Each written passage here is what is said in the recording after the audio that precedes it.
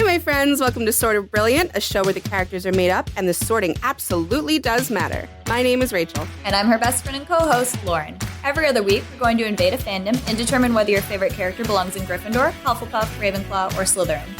We're the Harry Potter podcast that talks way more about any other franchise. Here, we use the sorting structure from Harry Potter as a common language without supporting the author or her beliefs. As for the sorting itself, there's bound to be some arguments along the way. But in the end, we're always right. According to us. According to us. Taylor Swift, fearless, speak now. That's it. That's all we're doing this episode. Yeah, Rachel kept going. I really, once we go to the next episode, then we're getting into the nitty gritty of like our big time favorites. But these are all classics that we're doing today. That's fine. You have to talk about the classics. Rachel hasn't seen Love is Blind yet, but I already told her about the girl who said she looked like Megan Fox and the guy who was I have seen her. Okay. You kind of can't avoid the public speak about it. Yeah.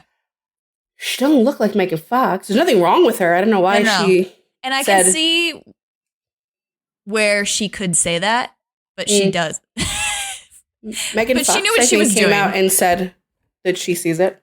Okay. But she knew what she was doing when she told him that. So in a show where you're not supposed to tell people what you look like. Is she happy with him? Is really the important. I can't even get into it. But anyway, he in his cutaway when he was like, she doesn't look like Megan Fox, but I could work with it. That's what it just sounded like when you were like, he only picked her because of that. That's sad.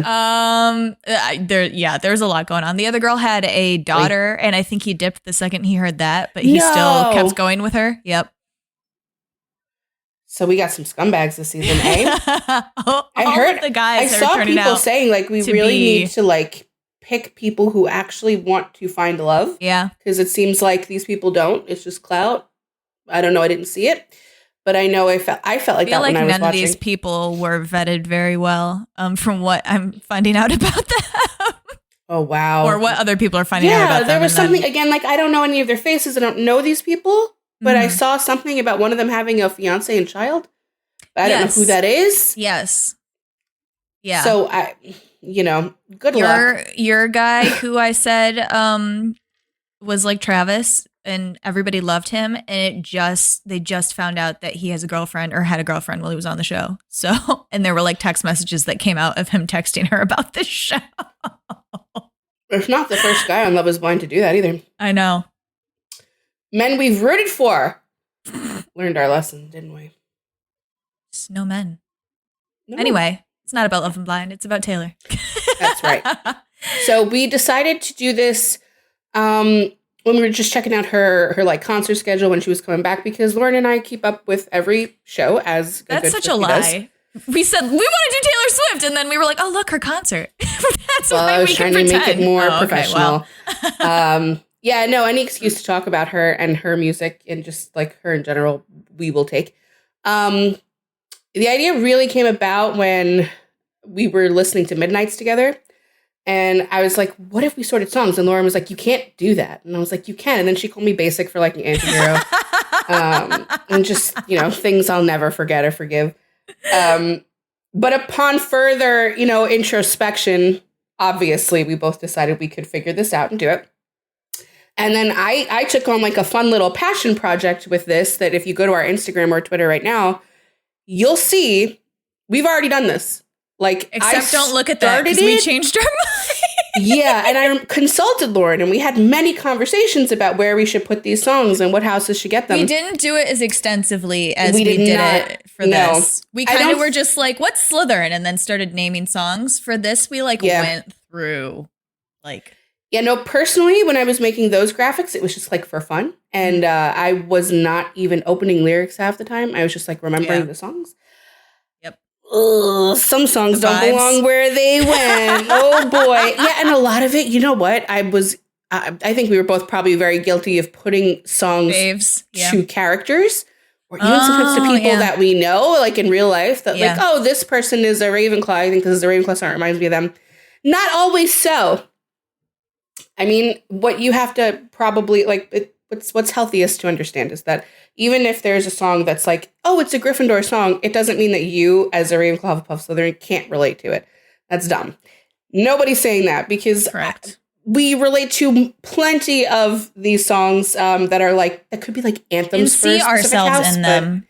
And are like, this is something I would do as a whatever house, even though we're saying that song is not that house. Yeah. We were talking about, there were plenty of songs, actually. There's an album, I'm not going to say which one yet, obviously. There's an album that we consider a Slytherin album that I was listening to the other day, and I was like, these songs are like the anthem of this Hufflepuff character, like that we have sorted before. It's like, these are all her songs. Like, I'm seeing her in my head as I'm listening. So you can apply them to yourself, to your faves, to your characters, to your friends, to your shitty fucking ex-boyfriends, whatever their houses are. But to us, certain songs do seem or feel like they're written from a place of a specific house. And Taylor's really good at that. She's really good at stepping into a different house, putting on a different hat, and really becoming that house for about 3 minutes and 15 seconds, however long the song goes on. And then she goes back to her house. She snaps back. Like a rubber band. We did have, I wrote them down because I was like, I have to remember to say these to people. Like, just wanted to clarify how these episodes are going to work, because there's going to be at least 4 of them, maybe 5, if we can convince Rachel to come off of hiatus for TTPD.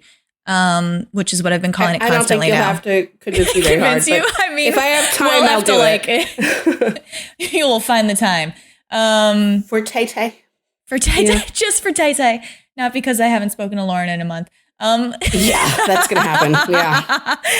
Yeah. So, first of all, our one rule on this show has been that we do not sort real people, even though we have like lately slipped, and you've probably guessed where we put some people that we've talked about a lot. We don't do it as a rule. We're here to sort for fictional people. We understand that personalities can be a very personal thing, and even if you don't believe in like houses or whatever, you may still feel very personal about where you're sorted. So we're not here to tell you where you think you should be. However, we're going to break that rule this time. Unfortunately, or fortunately, however you want to look at it, because it's frankly impossible to talk about Taylor Swift's music without you realizing where we have sorted Taylor Swift. Yeah. So you're going to learn where we think she is. If Taylor doesn't agree with it, that's totally cool with us. She's wrong, but it's no skin off our backs. I think she'd agree too. Mm-hmm. But if you disagree with us, also that's fine. I mean, what we know of Taylor is technically a fictional character. We don't know her. This is our fictional perception of her. So we're also going to end up telling you where we think her various love interests belong, just because so much of her music is about them and is affected by the house they belong to. So much. Yes. I can't wait to talk about that, actually, like certain albums and why songs are the way that they are because of who she was dating at the time. But so that's the first thing. Sorry, if you do not want to hear us sorting real people, these are not the episodes for you. Again, though, it's like Laura just said, it's our perception of who they are. Right. It's not definitive at all. We don't know them personally. Although I have said for many years, Taylor Swift is my close personal friend. That's just because of her own talents and her ability to like speak to everyone as though she's been your best friend forever. Like, she's been your older sister. She's been there the whole time. She's writing about you. And even, I mean, we were talking to Hannah about this. Even for people who don't relate to the music, it can put you in the headspace of a person who has gone through it really, really easily. So she's a tortured poet, you know? She's the chairman. She's the the department. Yeah. All hail the chairman. Like how you did a little salute for the fucking That's right. head of an educational department. What an English lit professor I was going to say, when we were getting our English degrees, did you ever think that it would come to this? Because yes, I could This is all I really want to use mine for. I don't use mine in my daily life and career. Yep. That was a fun one. But it does allow me to analyze things like this more easily and to be like, oh, well, I have a BA in this. So actually, I know all about it. But really, again, it's just our perspective. It's just our prerogative. And when I made the graphics the first time, Lauren reminded me the other day, I did have pushback from some people that were like, this reminds me of my house. And I was like, no. I mean, here's the other thing too. We're not going to tell you why we think Taylor is the house she is or why the guys are in the house we think. We're not analyzing them. We're just straight up telling you this is the house they are. Now let's talk about the music. So that's what's happening here. We are definitely keeping it to the music. The people will be discussed. Obviously, most of all, Taylor is going to be discussed. I can't say that we're not going to talk about her personality at all. She's the woman of the hour. She's why we're here. We're gathered here today. That's why we're alive. To honor her. So it'll come up, but yeah, certainly we will. Yes, she certainly is. We will toe the line, and be respectful and not be annoying with our speculation. Because also nobody wants to talk about her exes forever either. It's just that with some music, you have to a little bit. Like if you're going to talk about the music, you're deep diving it and you're analyzing it to the point that we are. Some fucking asshole's got to be brought up from time to time. And we'll give you bare bones reasons, if necessary. Or just take our word for it. Look, nobody wants John Mayer in their house. Sorry. But he's got to go somewhere. Sorry. I tried for years to let Lauren just let me call them a squib. Like, let me say they just don't belong. Like, they wouldn't be in this universe, and she won't let me do it. So I've tried. You can't blame me. All right. Well, I got one more thing. To explain. Yeah, basically one more. Basically, how we're doing this is now that you know that we're going to be talking about Taylor's house. How we're sorting the songs is strictly in an analysis of the song. We're not contextualizing the song with what we know about Taylor's life, because a lot of times we might know why she wrote a song or like the situation surrounding a song. Like obviously, we all know what The Moment I Knew was about, like that specific moment. But we're not going to be thinking about Taylor Swift's 21st birthday party. We're just going to be analyzing the song for the words that are sung in it. In that. So that's why, because if we took all of these songs from Taylor's perspective, they'd all be her house. Right. So I wanted to explain, that's how we're doing songs. We're not thinking about what she meant. And we really have to avoid that too with like stuff like the Long Pond session. She tells you why she wrote a song and what it means to her. Like I don't even know. We're ignoring that. It's all our own straight analysis. We understand that she was going through something at the time that obviously like made her write it. Duh. But that's not what we're taking the song out of the context, the possible context of why she wrote it, and we're putting it in its own bubble. And then analyzing it. The other thing that I'll just add on to that too is we're not doing deeply personal ones like about people who have illnesses. The next thing I was going to say. Yeah, that's not going to be. I don't think that even comes into play until Red. And there's only 3 songs. I think it's Ronan and Bigger Than the Whole Sky. There's 4. Forever Winter, and then the one about her mom. Yep, Soon You'll Get Better. Those are just being left out. So like as we approach them, they do not affect the album. So that's the other thing. This is how we're doing this. We're sorting each song individually. So each song will get a house, and then the album, based on the most amount of songs in that house, will make the album's house. So if an album has the most amount of songs on an album are Gryffindor, then that album is Gryffindor. So those songs that we're skipping don't affect the polling. They would still be the house that they are in. Yeah. We can and probably will. I mean, like we have privately discussed what Taylor or anybody who's a writer must be going through to be in like a headspace where you step outside of your house and step into another one that it feels like you wrote this song as a person from another house. For example, there are some Gryffindor songs where I have such a Lauren where I'm like, this is like the height of Unhinged. Like this is crossing. Like I think she actually stepped into a feeling and then stepped out of it and went back to normal. So we'll talk about that when that comes up. But we have said before what her house is, haven't we? What we think her house is? I feel like maybe somewhere. We have. We might not have made a big deal about it, but. Well, Rachel's like, can't believe that. I mean, go look at the giant fucking snake on the Reputation tour. Go look at Karen. And guess.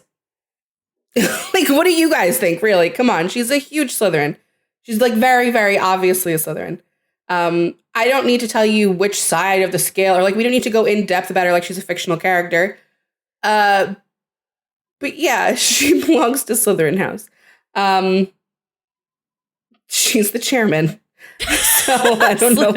Well, yeah, no. She just, I know where I would put her, like on a scale of people, because again, I do that for myself. I know where I fit on a scale. I know where Lauren fits on a scale. But I'm not going to tell you that. I know where Taylor fits on this scale. I don't even know. Do you know? I don't even know if you and me agree. I don't even know if we've talked about it. I just know she's in your house. I think she's the exact opposite of where I am. The exact opposite? Like I'm all the way over there. No. Like there's left, right, and then there's left, middle, right, middle. And I think she's the opposite of where I am. I think she's further along. I don't. But like, yeah, I think all Slytherins are different. You are not all made in a lab. You're all made differently. I think she reacts to certain things differently than you. I think. Yeah, that's why I said opposite. Like there are characters that fall directly on you, and people that fall directly on you, like right on top of your head on the scale. She's not one of them. She's not a character to begin with, but she's over there. She's over there, and she's loud. She's very loud about being in Slytherin. I mean, not just in her music, just like watch an interview, listen to her speak, get into her headspace for a minute. Oh, we don't want to do that. Yeah. Mm-hmm. Yeah. Uh-huh. A lot of people online, like a lot of Swifties will say she's like Lorelai Gilmore, which is not to me, because Lorelai Gilmore is a huge Gryffindor. And I think I understand what they're saying about the playful. And like the fast comments. Mm-hmm. Yeah. She knows how to play around like a Gryffindor. I can say that, I guess. We're getting into Taylor Swift analysis. But yeah, I know. I feel the need to defend myself. I don't want to say. I don't know. I don't want it to be like, "It's a giant snake album." Obviously, that's not what we're doing. You know. You were the one who brought that up in the first place. Yeah, I don't have to explain myself. I'm trying to cover all my bases. She is a Slytherin. Yeah. Goodbye, Tim McGraw. Here we go. Yeah. Okay, so we're starting with debut. The way that we originally did this was we were going to say, "Oh, what did we predict?" And then what is it? I don't know. We don't need to spend too much time on. No. This is why I texted you about the format beforehand. I'm just saying we don't have to spend a million years on it. I know, but we're not even starting with our prediction. Right. I was just talking about what we've talked about before. I'm just informing the people. Fine, go ahead. Why did I have to know everything about us? Okay, go ahead. You were talking. Rachel's here. I was not talking. You were. I was listening. Where were you going? I don't remember. I lost it. It's gone. You lost that road. It's over. I don't know where. You really wanted them to know about our prediction. I just think that a lot of the times we were right, and so sometimes we should be giving credit. Fine. Okay, that's not the way we're formatting the podcast, but us in our personal lives. When we sorted everything beforehand, I forced Rachel to tell me what she thought that the album was going to be based on, like vibes alone. And that was our prediction. And then we did the math. Yeah. But the math. Very real math that we're doing here. Taylor math. So anyway, like I said, going through each album song by song. So that's true. Here's Taylor Swift. Even though it's not. No, I want to keep going. No, so, okay. So debut starts with, and it's funny because it's not called debut. We know it's not called debut. Taylor Swift. No, but you're not going to call it Taylor Swift. Taylor Swift, yes. Taylor's version. Yes, of course. It starts with Mr. Tim McGraw, which, man, is forever one of my favorite Taylor songs. Like, honestly, genuinely, I love Tim McGraw. I love that song. Really? And I love it. And I love that she was talented enough that he actually heard it, and him and his wife, like, fell in love with her. And they're, like, all besties, and it's very cute. I mean, we can't attribute this to the song, but definitely put out a single with a famous person's name, so when they searched his name, she came up.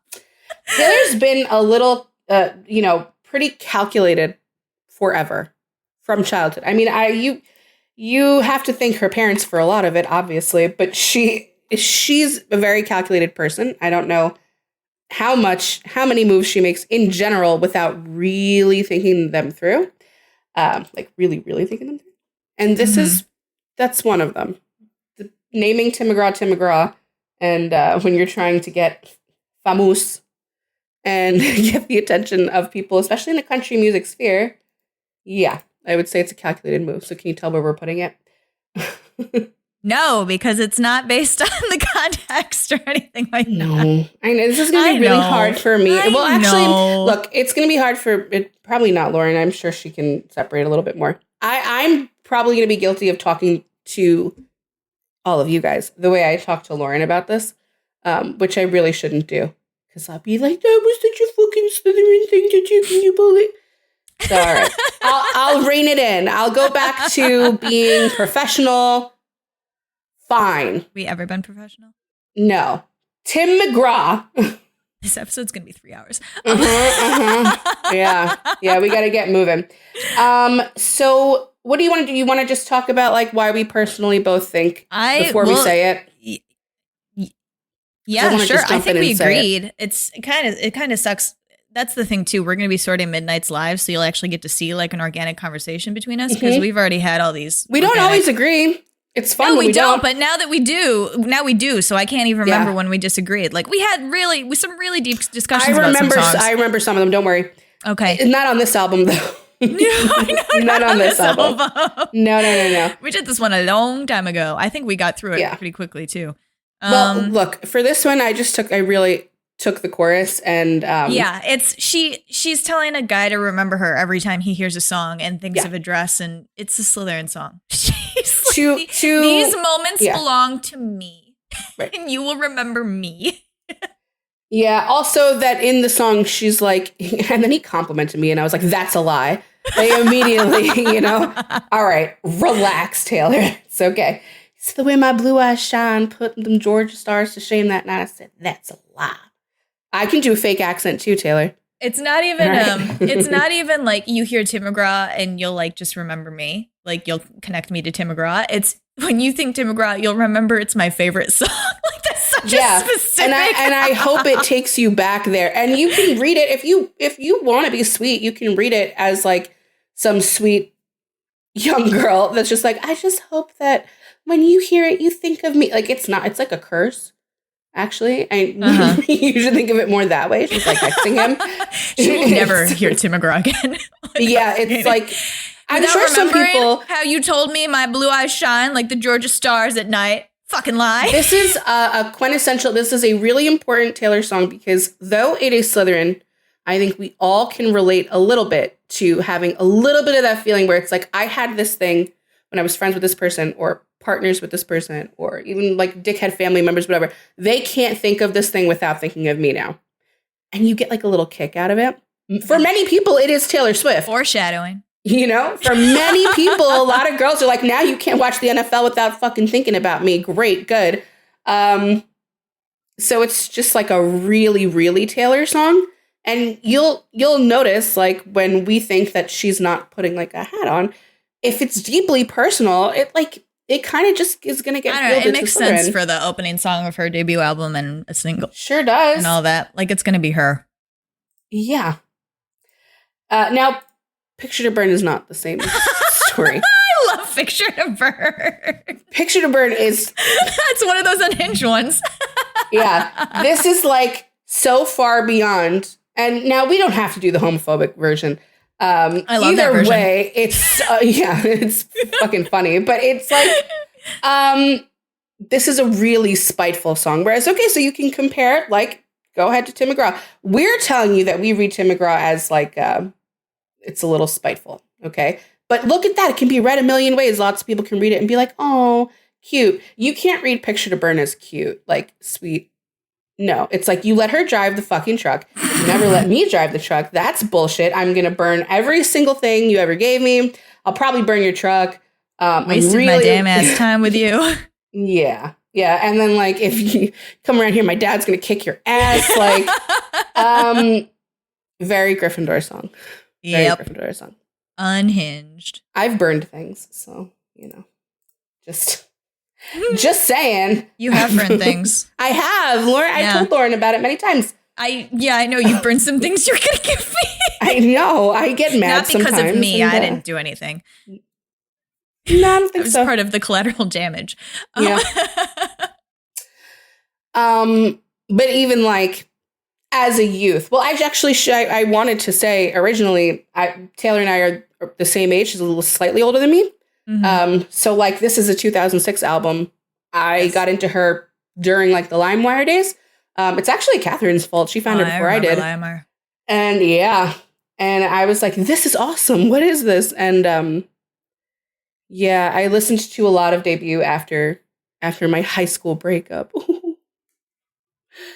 And I found a burned CD with Speak Now written on it in Sharpie when I was home over Christmas. So and I was like, wow. Beef. I was stealing those. No, we all did it. No, we all absolutely did it. No. Also, it was encouraged. So, like, it was Kazaa, then the LimeWire. Wild Wild West. Those days are over. But yeah, so that are they? They're coming back. Yeah. Shh. Yeah. Picture to Burn though, like to me was pretty obviously Gryffindor. There were a couple where me and Lauren would just be like Gryffindor. Like we wouldn't even talk about it. Yeah. I don't think we talked much about this one. We're spending a lot more time on it than we did originally. No. This next one, we don't have a lot to say about it either. No, it's Teardrops on My Guitar. Okay, so it's a Hufflepuff song. Yeah, it's very sincere. Immediately. It's very sincere. It's wanting somebody to see you for who you are and like being happy and accepting the fact that they are happy even if they won't see you. It's a Hufflepuff song. Yeah, it is. It really, really is. And so is A Place in This World. Like, I'm so happy he's happy. I'm going to go home and cry on bullshit. my guitar. You're full of shit. You're not happy about it. And I know that you wouldn't be Hufflepuff. They're not. And they're not. And again, like it leads into another Hufflepuff song. So A Place in This World, we also put in Hufflepuff. The Hufflepuffs out here can be real independent girlies, okay? And a lot of the times it might feel like you're telling yourself that, like you're faking it till you make it. And that's kind of how I read this song a little bit, where she's like, I'm alone, I'm on my own, that's okay, and I'll be strong and whatever, like all the things you have to tell yourself. Just literally just the entire song is Where Do I Belong? It's Hufflepuff. Yeah. My place in this world. It's just over and over again. Yeah. Yeah, it's very, very Hufflepuff. And then Cold As You. Woohoo! First one. Yeah. Okay, so we're excited about when we find we put this in Ravenclaw. We say that like she has not in the early days. She really doesn't. She starts getting well. There's a specific point in time where it seems like she understands a lot more about Ravenclaws and how they think. Yeah. Well, Cold As You is like her first toe dip into it, in our opinion. It's just a person who's looking back to fight because I need to feel something. Yeah, and really, you when do what she you goes, want. Like, what a shame, the rainy ending given to a perfect day. It's really matter of fact. It's like, well, that's a shame. Like, that really sucks. Oh well. Like, I don't see the protagonist of this song, like having any teardrops on their guitar. They're straight up just being like, no. And they're like, I know you're not going to tell anybody about all of the good shit I did for you. So, like, shame on you. Yeah.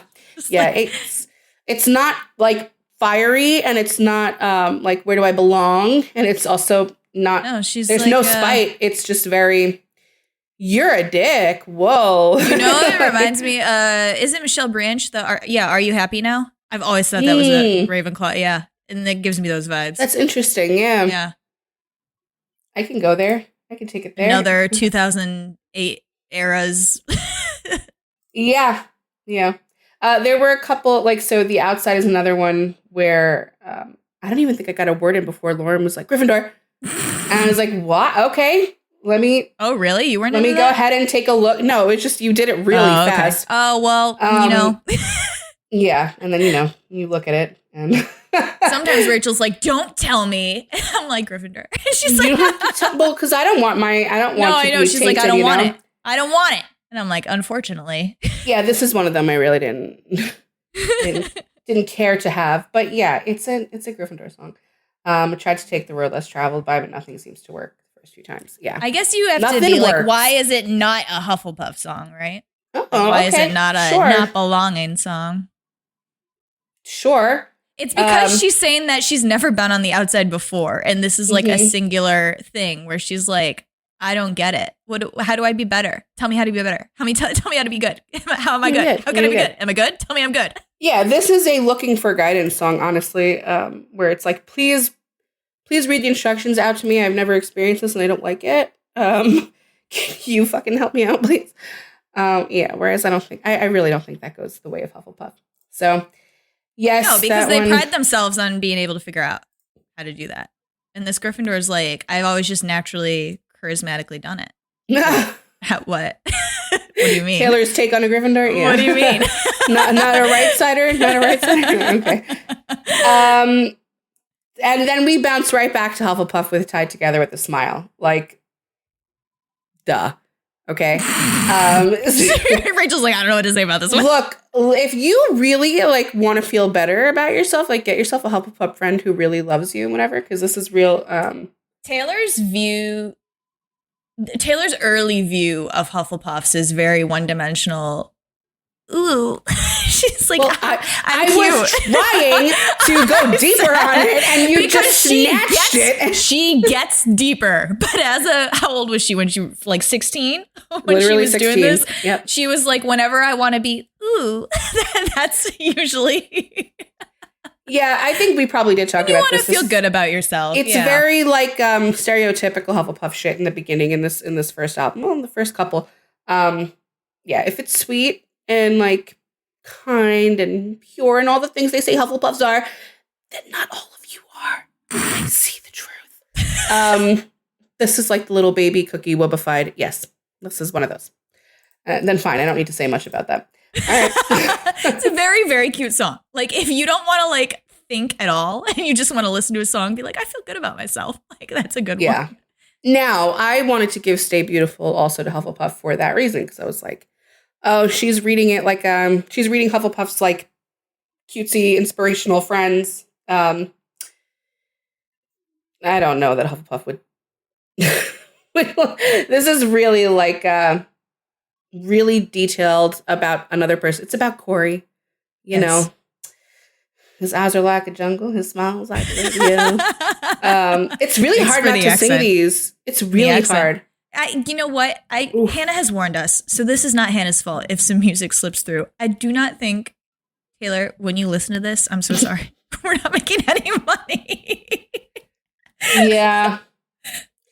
But no, this struck like, obviously, if you know like the way that we sort, this strikes as a Gryffindor talking to someone that they're like, did I have to convince you of this one? No, with this album, we honestly went back and forth. We were just like, well, most of these are Emotion House songs. Which one? Yeah. And then the ones like Cold as You were like, oh, it's not. You were like, I want to give this to Hufflepuff. I couldn't remember if I had to like give you any reasoning for this one, because I'm reading it now and I can't remember my specific reasoning other than. And see, like Rachel was talking about this, where we have some trouble, where it's like we connect it. Well, and like sometimes we connect it to characters, but it's not. For this one, it's not in the sense that I'm like, oh, this is very much a this character song. It's just like the multiple Gryffindor in love characters I'm thinking of would all like, you're so beautiful, and do you know you're the highlight of my day, and like I just need you to like, I don't need anything out of it. I just need you to know, except I do need something out of it. But I'm not saying that I do, but you better. It is one of those things. I hope your love leads you back to my front door. It's straight up how you know what her house actually is, because I'd never put this out in public, and this would only be said to the person. Would never know. You'd never know that I feel this way about you, unless plenty of times. So yeah, I know she exposes everybody. That's the problem. I wouldn't, and I would not be an international superstar because of it. I could never admit. I would keep all my deepest, realest feelings locked up. Lock them up real fucking tight.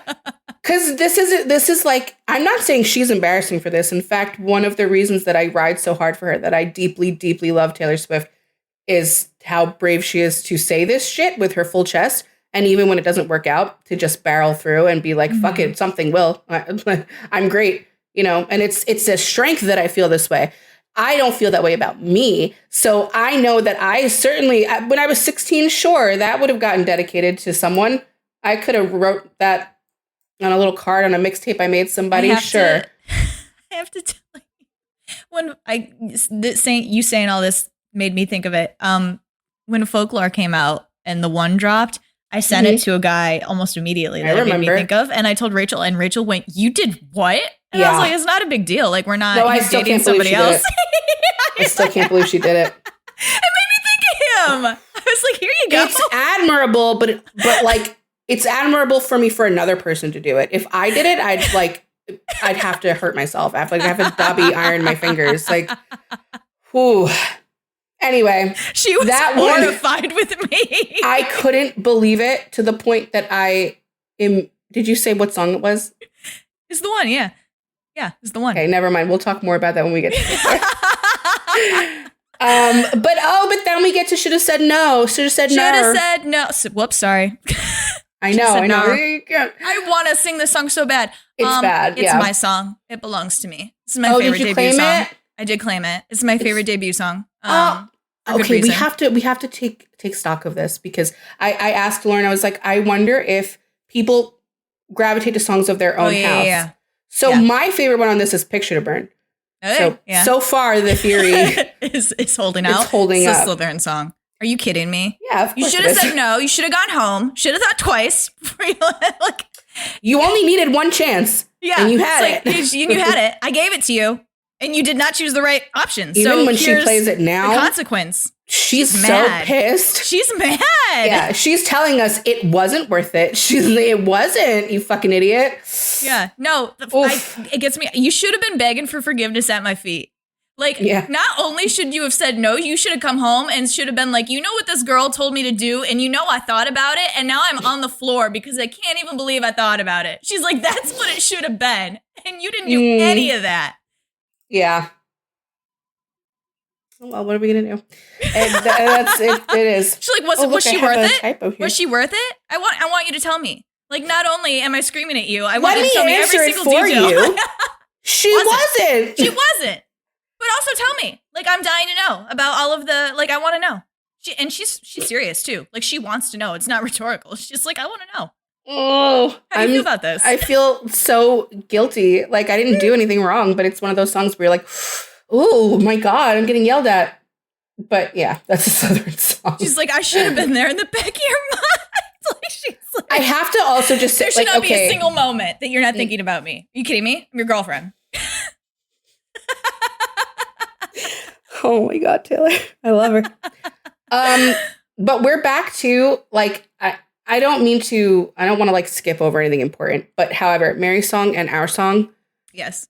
It's the same thing like we were talking about before, where it's like, they're really sweet and they're really, they're just Hufflepuffy in a young you're putting them together. Yeah, I have to because I don't have anything very different to say about either of them. I guess they are. Yeah.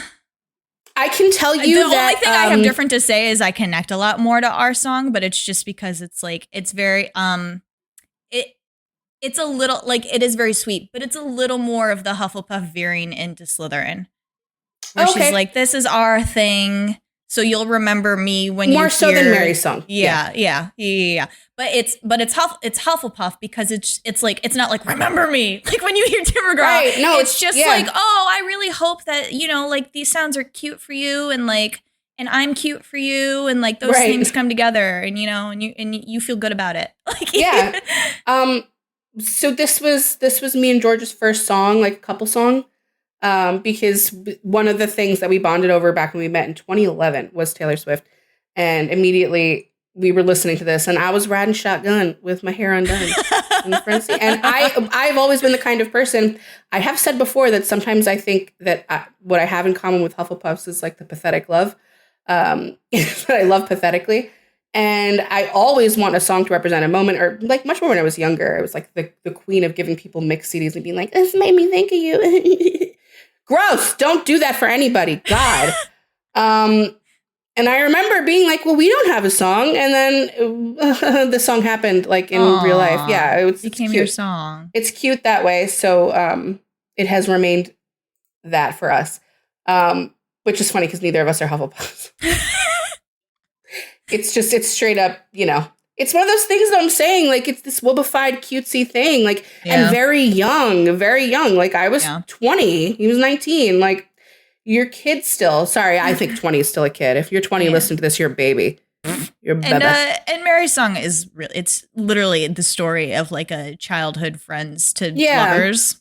It's just, She has another one like that that's also Hufflepuff. I've always loved you, and we grew up together, and we found our place with each other. Like, that's literally it. It's Hufflepuff.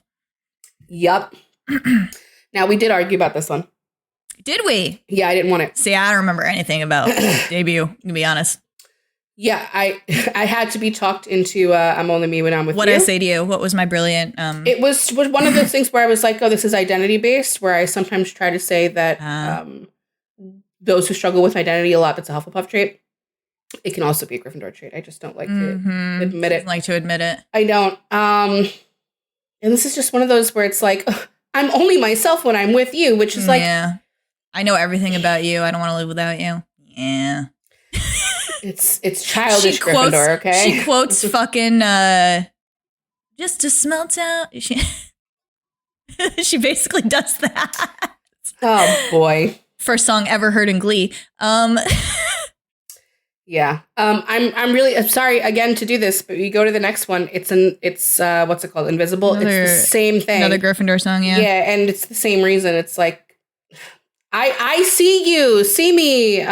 You're beautiful and you're a miracle just by existing. Like, shut up. Stop. Get up. Get up. Get off the ground. Get off the floor. If I could go back to our original discussions about this is like a year or two. Like, how long have we been doing this? Just privately talking about it. It's probably like a year. So I mean, when like we did those graphics, ago. like a year ago, maybe. Well, but then we did the in-depth stuff after that. So we've been talking about this for a long time, and I don't remember the discussion on this one, but I could also see me fighting on this one too, because I really don't want it. No, Invisible. Yeah. Sorry, I didn't move on. No, Perfectly Good Heart. Congratulations, Ravenclaws. You got another one. This is a Ravenclaw literally trying to make sense. Yeah, of and it. it's not even like. I think it would be a little more Slytherin if it's like, why would you break a perfectly good? She's like, why would you want to? Like that's kind of like the Ravenclaw. I would never do this, right? So I actually have to ask. Like, you I need why to know you're your doing motivations, not like why it happened, but like why did you want it to? Like what? Yeah, and even the part where it's like I probably should have seen the signs, but also like I still can't believe it. Like that's really weird behavior. Why did you do that? Mm-hmm. Why would you ever want to do that? Let me clarify. Why would you? And then she's like, also, now it is broken, and what am I supposed to do? Like, can you tell me that as well? Yeah. Like, Debut. Debut is a fun one. It's our only tied album, so actually, we're gonna have to come back when Debut Taylor's version comes out. So it's between Hufflepuff and Gryffindor? It's tied. Yeah, we've got 5 Gryffindor songs, 5 Hufflepuff songs, 2 Ravenclaw, 2 Gryffindor. So to me, when we talked about predictions, I remember predicting this one thinking it was very puffy. It's very Hufflepuffy. Yeah, I did too. So I won't be surprised we're like half, if it is. Right. Well, I mean, we're going to see what she chooses from the vault, right? Like supposedly she's got a ton that she could choose. And I know a lot of them actually from Debut, because the Debut girlies go crazy over the I Heart ? I love that song. Yeah. Which I don't think is a Hufflepuff song. So no, that's one of those where I like know the backstory to it, and that's like a very personal Taylor song. So you gotta ignore it. I know, but that's sometimes it makes it a little cloudy. Okay, if you know the story, it does. You can't help it, and especially when she's doing her thing where the whole song is making fun of somebody, but it's not like. Overtly making fun of somebody, like it's not like straight out like ha ha ha. It's kind of like there are a couple of songs like that where she's poking fun at people. Yeah, like the really obvious one is Blank Space. But it still goes where I'm getting way ahead of myself. It goes where it goes. They go where it goes. Yep. And you can't change anything about it. As much as I stomp my feet on not wanting some of these songs to be in my house, they belong there. No, but for very young ones, young people. It made total sense to me, even though that she is a Slytherin, that her debut album would be Gryffindor, Puff, like an Emotion House, like because she's trying to be famous. She's out there appealing to the masses, and You do that with Emotion House songs. Like, I don't know what other way to say it. Yeah, sure. But, and also her thing has always been being extremely humble. Like, you're not going to get a ton of, I know what you're doing. I have you figured out. I'm better than you. You're not going to get a ton of that on like the 16-year-old's album where her whole thing was, yeah, I'm sweet. I just have a lot of feelings. Like, all right, we as we get older, Taylor. I just love. Yeah, that changes a little bit later. But I guess we can go into Fearless. Fearless. I immediately want to go, speak now. Yeah, I know, it's so bad. This is a classic era, classic Taylor time period. One of my favorites and one that absolutely, like, really, really did get me through a lot of shitty times. I'm sorry. So, but Lauren, again, you're a teenager. Like, I'm like, this is like child shit, you know? Yeah. I'm not. What year is that? Let me see. 2010. 2008. 2008 is Fearless. 2008 was Fearless. Oh, that's right. 2010 was Speak Now. I was literally 17, 18. I was like, I was. It's too late for you, you white horse. I was 13. Yeah. So this is I feel it's a very teenage album. And it's funny because to me, it reads like an older teenager talking to a younger teenager, especially you've got 15 on here. It's like, I'm going to college next year and I know what I'm talking about. So listen to me, like Taylor with Sabrina now, little sister. I know, they're very cute. Okay, so this is different than how we, like, if you go by the website that I'm looking at, because I'm popping open the lyrics as we're doing this just to make my point. It goes differently on the lyric website I'm on. Like, this starts with Jump Then Fall, but that's not how it's not how I did it. Where did we even do Jump Then Fall? It's down here. I don't even see it on here. It's over here. Oh, there it is. Well, we're going to go by the list we have. Which I think was just the track list. It was. I was looking at the track list. Yeah, it was the original. Yeah. So "Fearless" is the opening song on "Fearless." I truly love this song. I've come to appreciate it way more. Like the more I've been listening to it because of the Eras tour. It's got one of my. Sorry, I'm gonna sing it. One of my like for no reason. The line fucking absent-mindedly making me want you. Like I don't know why I love that line. Yeah.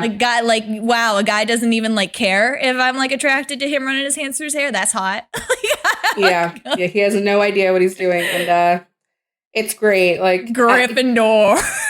Yeah. Yeah, it goes, you know what? I don't know why, but I want to dance in my best dress in a storm. And I was gonna say too, like I don't know that this. I guess that's helpful. I don't know that the song is about anybody specific, but I think she's writing about a Gryffindor man too. So it's really, really possible. Yeah. There's actually a couple. Oh man, which one was it? There's a specific one way later that I'm like, I feel like this was written about it, like about a Gryffindor, but it wasn't on a Gryffindor X album. I'll talk to you about it when we get there. Okay. Yeah, this one I agree. I can see how she would write this while looking at a Gryffindor jackass. Absolutely. Like it's just like he's influenced. Like he is so like carefree and don't give a shit that she's like, I want to dance in the rain with you and like go driving. I'm not really usually fast. this way. Yeah. Yeah. It's fearless. Like that's it, right? She's like, I don't jump into a person like this. Yes, you do. I know. Like I would give her the distinction that she'll jump into love, but she's a little slower to jump into a person. For like sure. Once she's got the person, she's like, okay, I love you immediately. But she takes a little while to. Yeah. She loves the concept. That's for sure. She does love being in love. But yeah, the song "Fearless" very Gryffindor. And then so is 15. It is, which is so interesting because we've talked about how personal songs to her, like.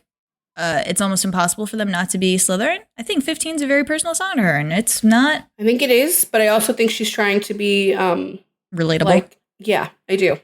A lot of songs that we Slytherins aren't relatable. A lot of songs that we get all the protagonists are Gryffindors. Like, coming up, that coming down the line, and even in other albums we're not talking about today, that get Gryffindor. A lot of the times they're ones where she's saying things that may seem obvious. Like to me, they were like obvious things. But they're not obvious to everybody. So sometimes it's best to have a Gryffindor explain emotional things to you. We tend to be good at that, of being like, this is how you do this. Listen, don't do this, don't do that. There's things that are more important than that. It's very like big sistery. Yeah, it's just that. I don't know how else to explain it. This is a really Gryffindor song. So right out of the gate, you got 2 Gryffindor songs, but Love Story is not Gryffindor. No. You guys at Hufflepuff can keep that one. That is all you. Wow. That's all you. I'm sorry. It's very That's not one of my favorites. It's and here's the funny thing about it too, because it's like a fantasy situation song, which she does another one of them later, and it's not Hufflepuff. So it's not just strictly that it is a fantasy love story song. It's the type of fantasy that it's a princess story. You know, it's technically Romeo and Juliet, but it's much happier.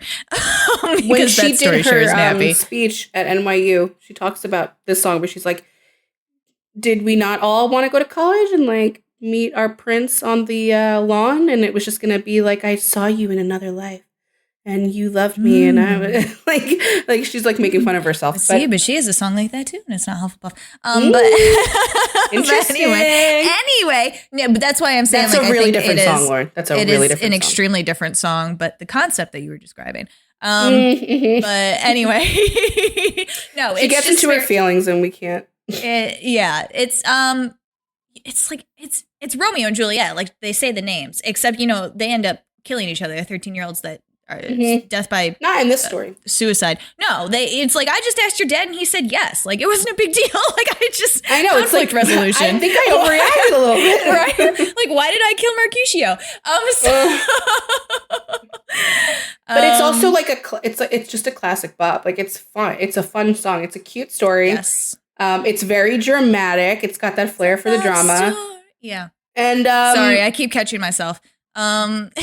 You think back maybe to the Hannah character, could go beep over me. Yeah, maybe. Keep it in, whatever. Taylor loves us. It's fine.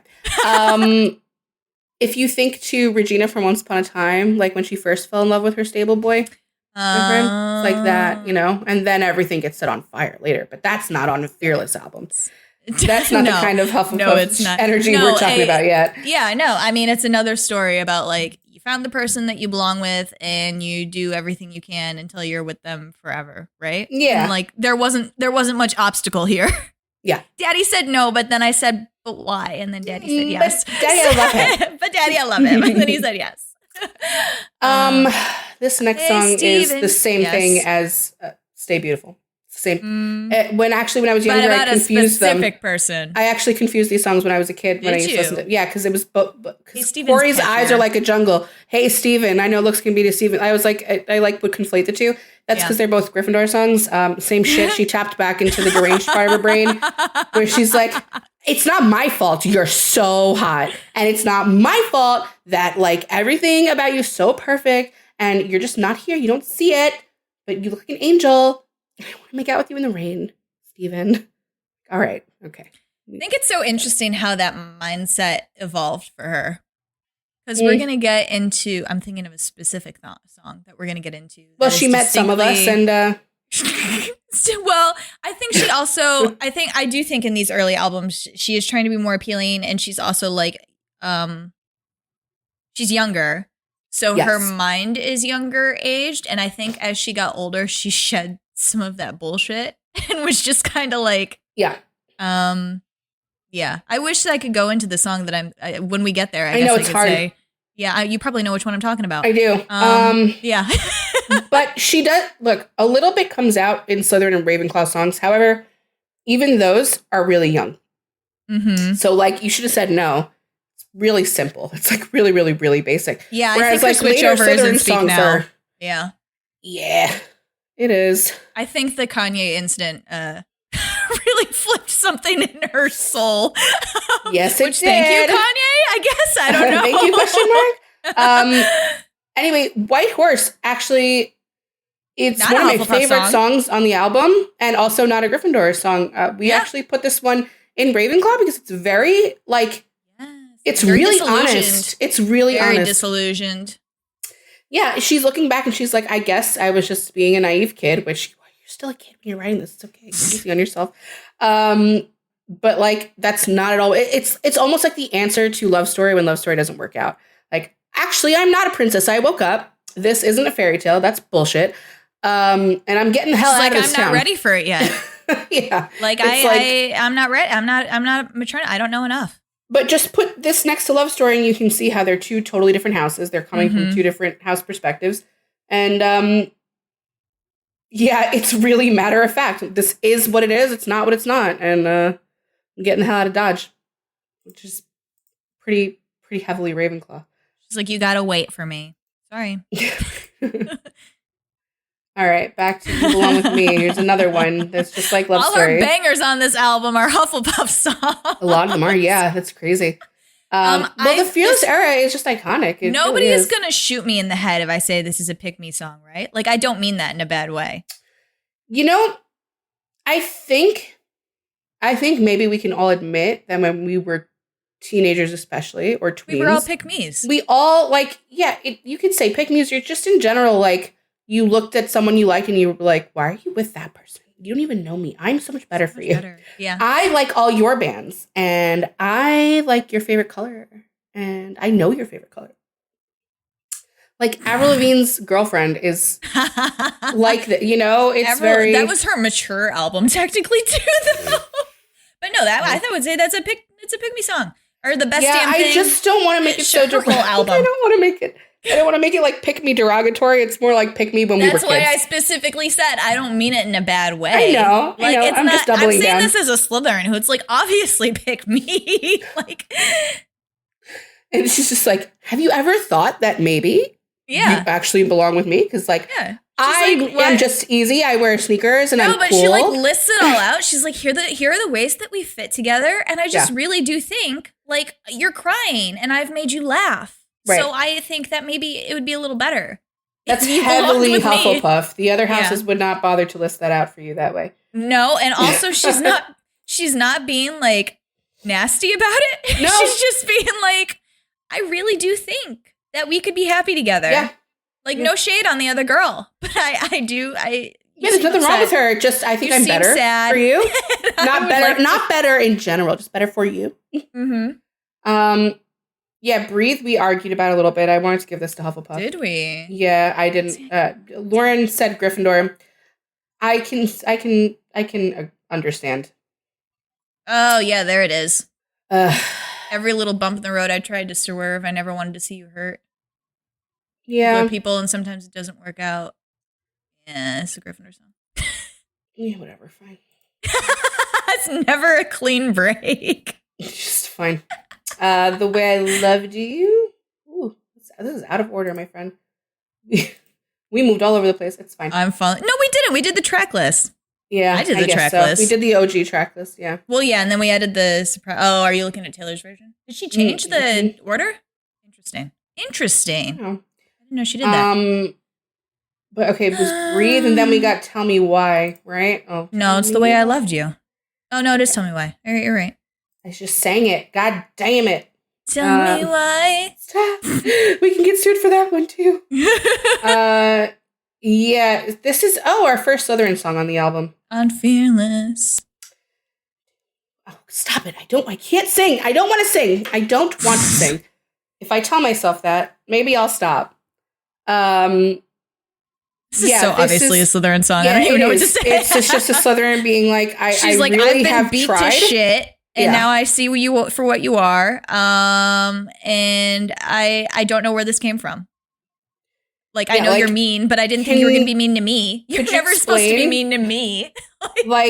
She actually, it's funny because she has reasons in the song. She's like, I'm sick and tired of your reasons. Tell me why. She already knows. She already knows why. She just wants the person to explain themselves again. She wants them to back over themselves in a recorder.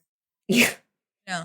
It is the little bit. No, it is a little bit too. She's like, I know, like, you're not the nicest person, but that's supposed to be for other people. Like, I'm your person. And she's like, I told you I'm not bulletproof. So you know you're not supposed to be mean to me. You're only being mean to me because you know it'll hurt me. And that's bullshit.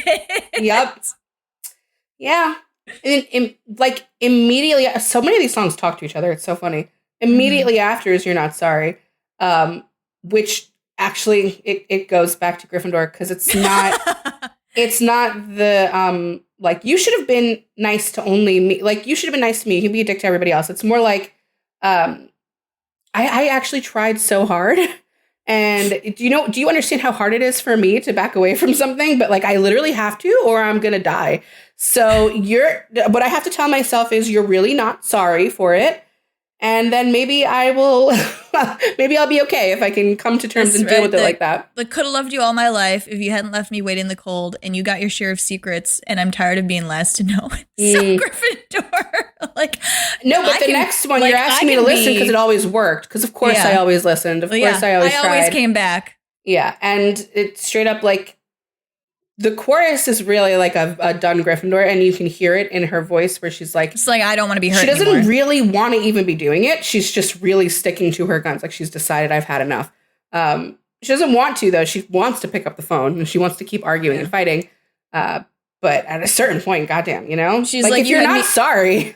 You had me crawling for you, and I never would have gone away. She's like, you literally left me... Like, I have degraded myself. I will continue to do so. But I would if you were sorry. That point. I'd keep if you kept saying sorry, even if you didn't mean it, I would keep coming back. Yeah, but like that last apology wasn't even good.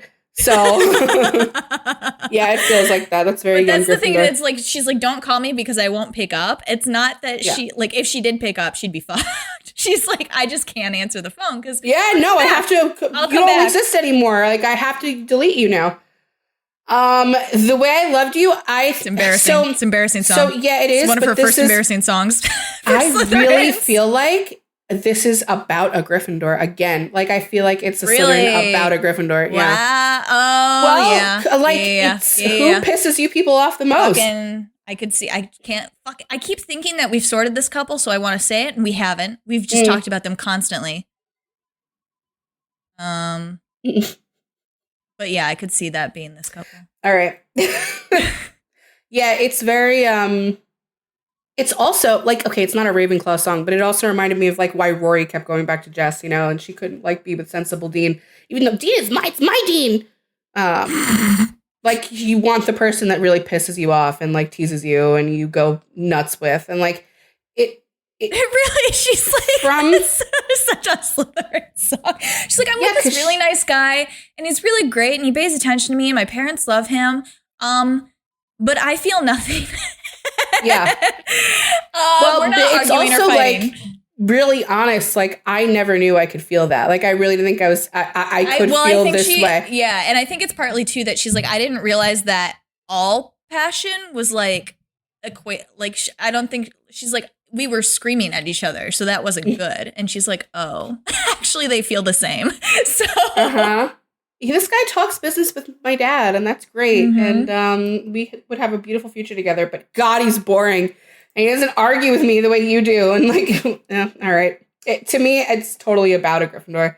A really frustrating one. And and she specifically says, like, you got away by some mistake. So she's kind of also like, I didn't we fought too hard that one time, and I just thought it was hot, and you got mad. Want that.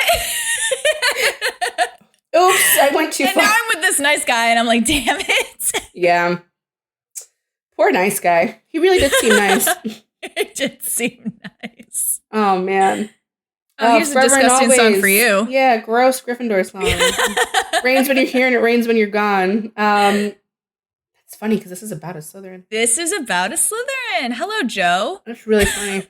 Yeah. Oh, yeah. There you go. Your first other real person sort. Joe Jonas is a Slytherin. And you know, I was never, ever, ever, ever a Jonas Brothers fan. And I never like listened to him speak before. But when they started their resurgence on TikTok, like videos of him would come up with his brothers, and I just knew. Yeah. I just knew the way he talked. She came to me and asked me, because I was a Joe Jonas fan, right. Like original OG. She's like, is he? And I was like, yes. And she was like, is Nick? And I was like, yeah. Yeah, Joe is really, really clearly a Slytherin boy. Also an August Leo. Male August Leo. Yeah. Toxic. August 15th. It used to be, my password in middle school was 815 Joseph Jonas. So. This is back when Lauren was a Taylor hater because she loved Joe so much. She was like, don't pick on my boyfriend. That's actually a little bit true. When she made that video with the Joe Barbie doll and was like, look, he has a little phone so he can break up with you. Yeah, you and every Joe Jonas Brothers girl were so mad at poor Tay Tay. You should have never done that on the phone. I got mad at Demi Lovato, too. I have a Camp Rock water bottle where her face is scratched out. So. To be fair, you're nothing against Demi. 5 years younger than Taylor, right? Yeah, 19. Yes. Yeah. So, you're a little younger. Or 4, I guess. 4 and a half. We can forgive that it took you a little longer to get on Mother's Train because of Joe Jonas, of all people. But yeah, the feeling she's describing here is very teenage Gryffindor pain.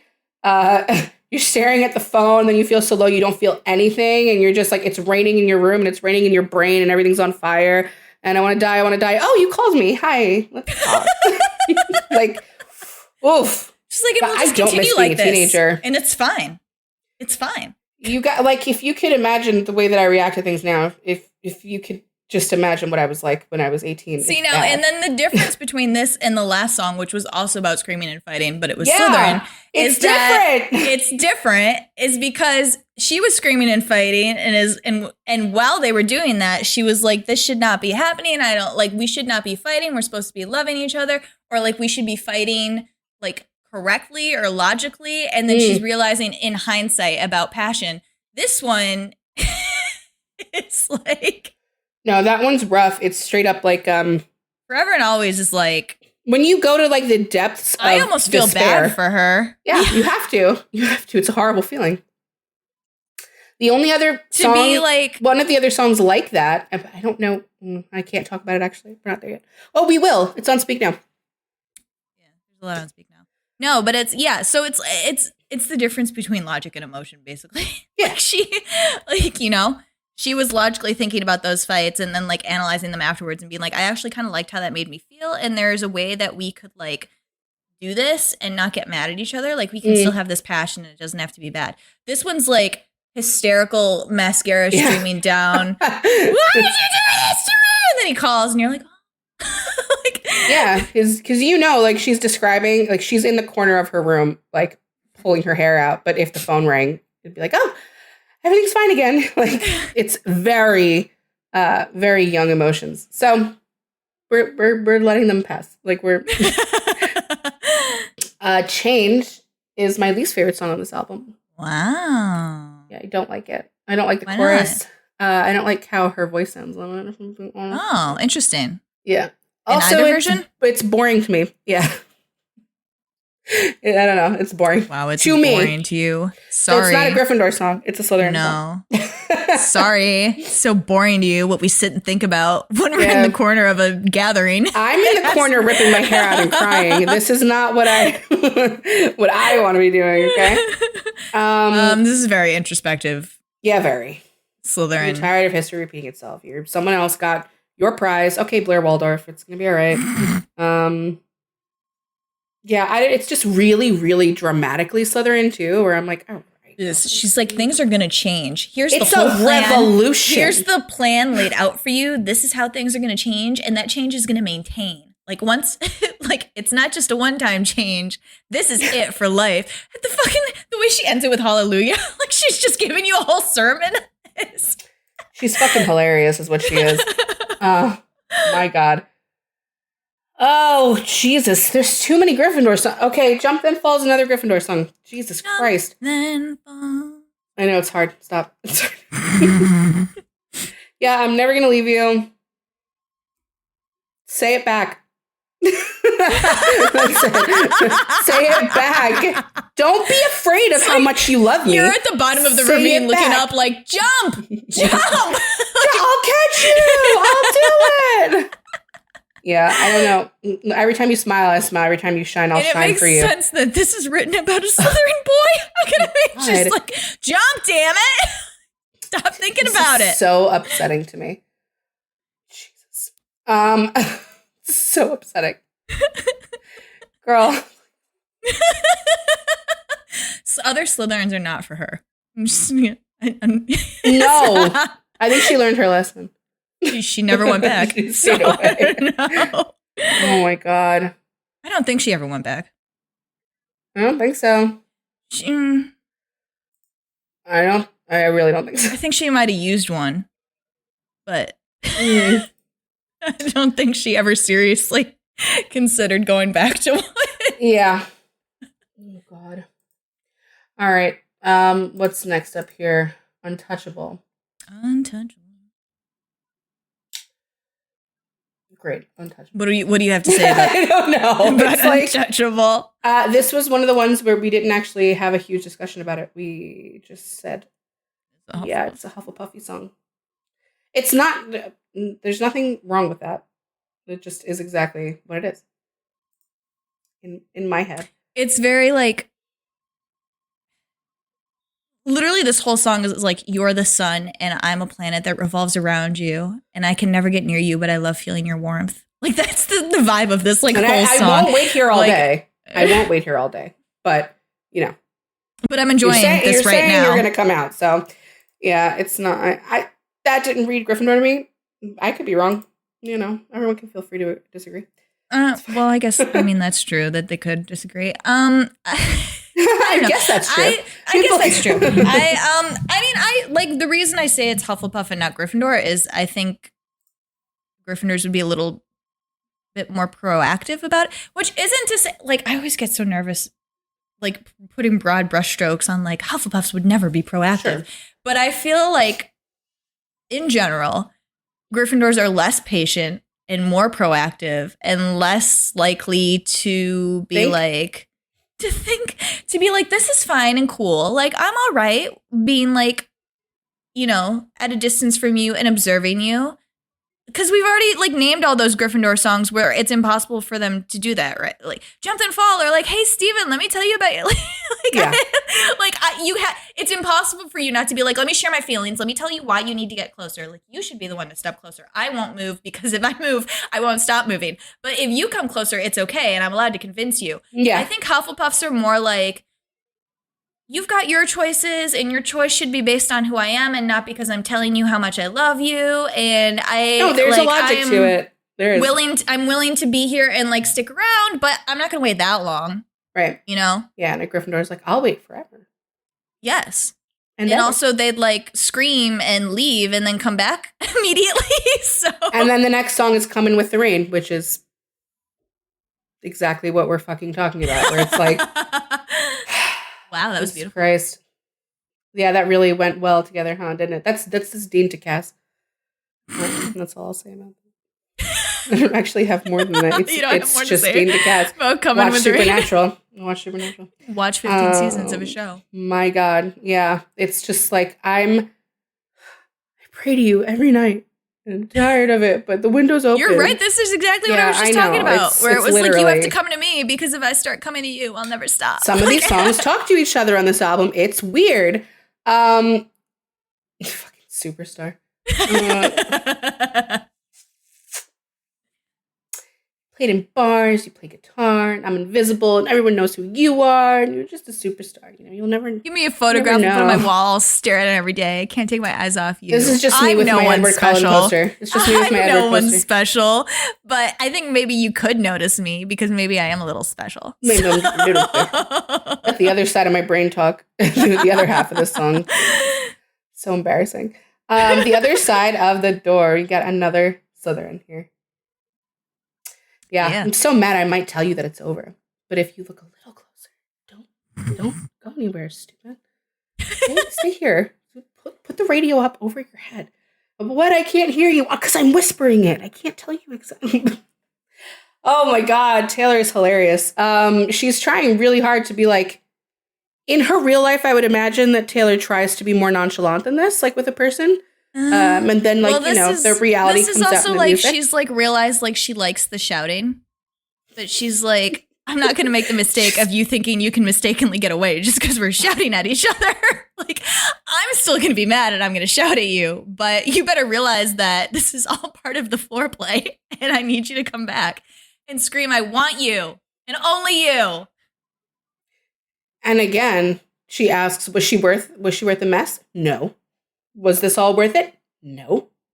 And And she really exposes you guys at the end there. She's like, I really, like, come on, I need you to stay.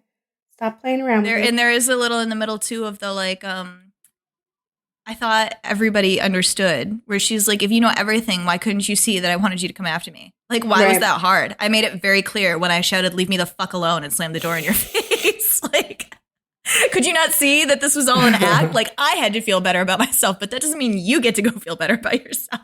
Yeah, fair. Today Was a Fairy Tale is exactly like Love Story, and it is exactly like the Hufflepuff, like in the same way that we've been describing the whole time. It's really romanticizing your situation that you're in. Now, she's not saying words like Romeo and Juliet here, but she's saying it's a fairy tale. There's magic in the air. Love how teenage suicide's synonymous with love. Yeah, really. Shakespeare. Time slows down. Like, it's just really being in the feeling. Really, really being inside of a moment. Like, she's looking back at a pocket of time where it really felt like, I don't know, maybe it was prom. I don't know what this was for her. But it's a cute song. It's cute in the way that we were talking about Love Story too. Mm-hmm. So I didn't put too much into that, like thought into that. That just really felt Hufflepuff, like a young Hufflepuff in love. My God, you all over me. This is different. This is a different one. This goes in a totally different direction. This is a good song. It's the only other Ravenclaw song on this album. She does not. Yeah, I'm telling you, there's a turning point where she understands way more. This one's really more poetic. When she touches them, she does. Yeah, but when she touches it, she does touch it pretty hard. Where she's like, this one is very much like, well, that happened, and there's not shit I can do about it. She's like, I've tried. It's it won't fucking get off of me. So yeah, and it's really like, guess I'll live with it now. It's not introspective in the way her Slytherin songs are. It's like it's another person. She's putting on the shoes of another person, like really clearly in this one, where it's a person who does not get it. Like, why can't I want it to be free? Why don't I feel better? This is weird. Can you explain to me why I don't feel any better? Right? Like, I wanted to break up, and now it's a very Ravenclaw. And we broke up, and now I'm still thinking about that person. That's kind of weird because they should just be erased from my brain immediately. I don't really understand why you're not deleted. I'm sorry, Ravenclaws. I know not all of you think that way, but except that you do. A little bit. Mr. Perfectly Fine is. I can't believe we went so long without this song. This is one of the best songs on the album. And I think it's the only. Well, no, that's not true. It's the only Fearless album era song that I think does a really great representation. It's a Slytherin song about a Slytherin person, so I think it's the truest to lens into her. And it's a breakup song, but yeah, it's interesting how you can like. If you listen to the rest of the album, like you can romanticize a person, but still know all these truths about them. Mm-hmm. And she knows all of this about him. And she's so gentle with her burns, where she's like, well, always has the best seat in the best room. She's like, yeah, Mr. Always wins. So good at everything. Except we broke up. So she has repeated the casually cruel line. She repeated it in All Too Well. She really likes that one. She obviously does not like when people are just like, well, I was just being honest. You don't get to just say it was honesty and I was just telling you the truth, and absolve yourself of the obvious cruelty that comes with that. Because Joe, he broke up with her on the fucking phone. It's rude. It's horrible. It's actually really, really fucking cruel. And I had to teach Rachel the lore about him immediately going out with the other girl, Camilla. I think it was Camilla. This used to be ingrained in my head. Now I don't remember. Well, that's who the other songs about, the Better Than Revenge. Much better. Well, yes, version. But I think they wrote Much Better first. And then Taylor wrote Better Than Revenge. I remember that. I remember to Much Better. Yeah. But yeah, it's and she's like it's very like Slytherin in its frankness, where she was like, this is what I thought about you, like the good and the bad. And she was like, and knowing all that, like I was gonna stay. And now she was like, I was here for it. Like, we were going to get through it. And she was like, and now I'm going to be all right someday. And she's like, and you might realize that I was the best thing you ever had, but it's probably going to be too late at that point. So good luck to you. I think also it's that's like a really hopeful line that as a young Slytherin, heartbroken Slytherin, she had to tell herself, because when you're dealing with a Slytherin man, I don't know that he's actually going to look back at it that way. I don't think that he actually did. However, I understand why she wrote it that way for herself. I don't think he's very nice. I'm sorry. I think he's a very nice boy. But No comment. no comment? Oh, do you No still love him? comment. I don't know how you still feel about him. No, I can't argue either way for him. So I'm just going to stay silent. You know what I'm saying, though. You know what I'm saying. All right. I do know what you're saying. We were happy, and now we're not. When Gryffindor. You're like, why did I think it was Gryffindor?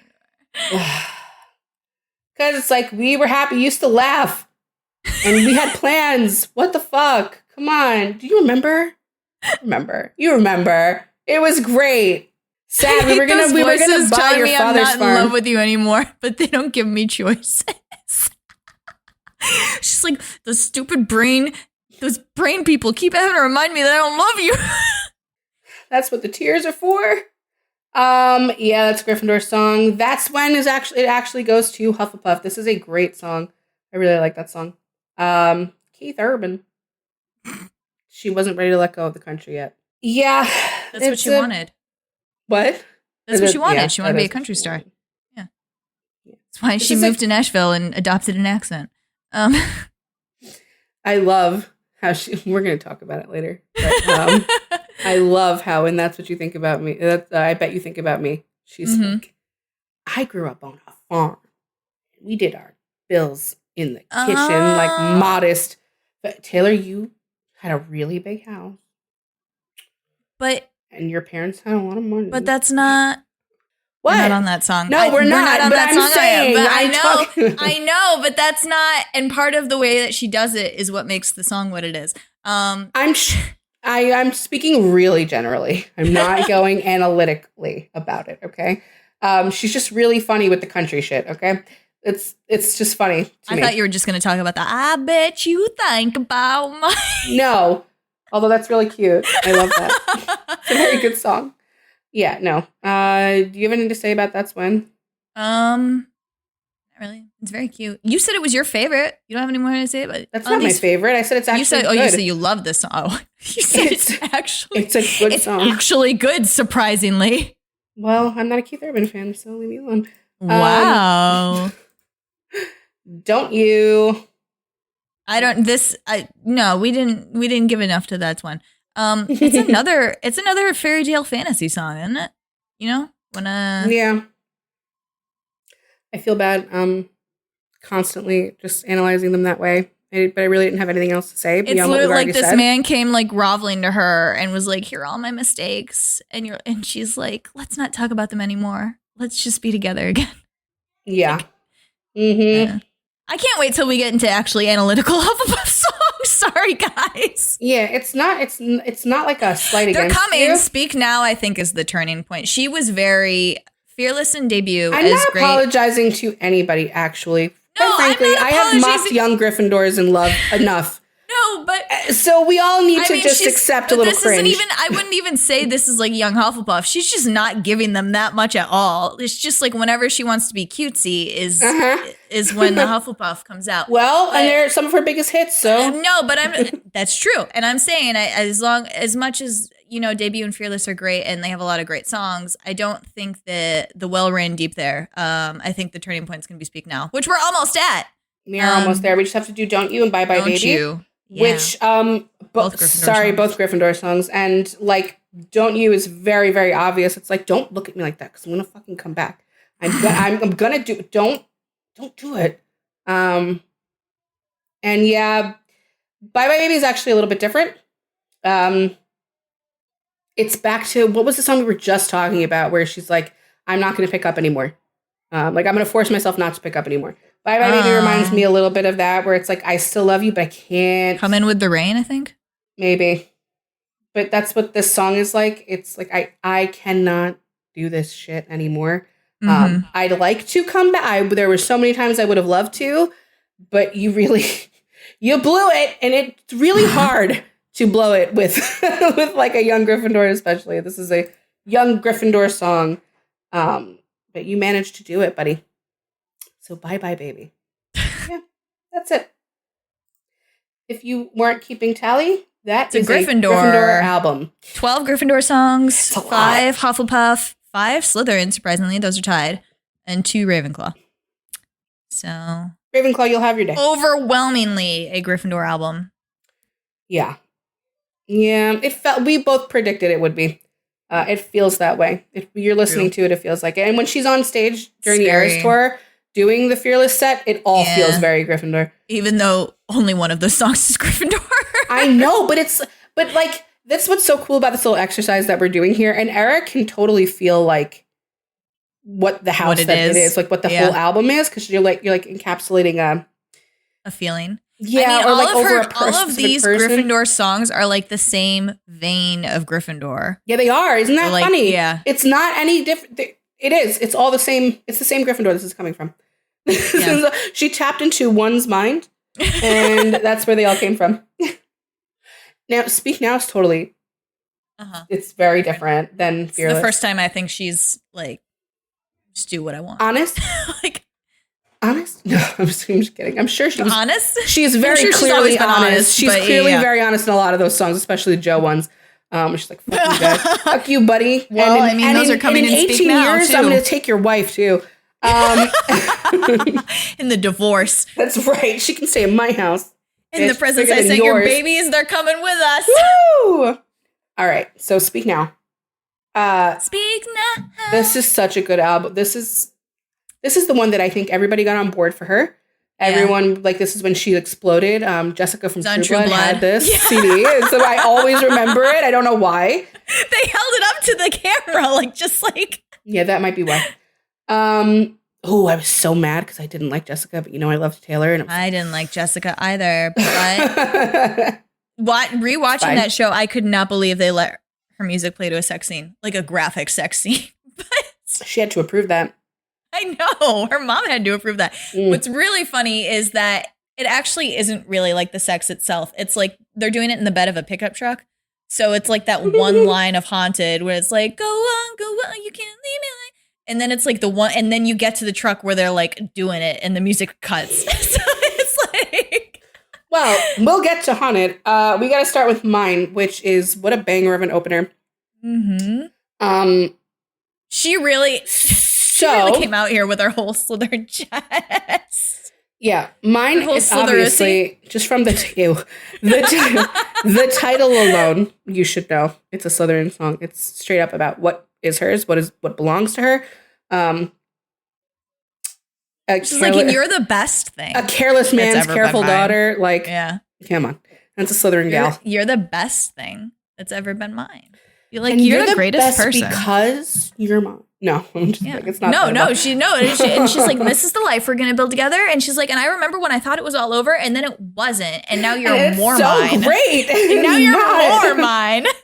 She's so funny with how she's like, she has these like fantasies of fighting in the rain and coming back. Like, she does it on Lover once doing that. She loves it. She does. You know what else she's been doing lately? She keeps giving people shoes.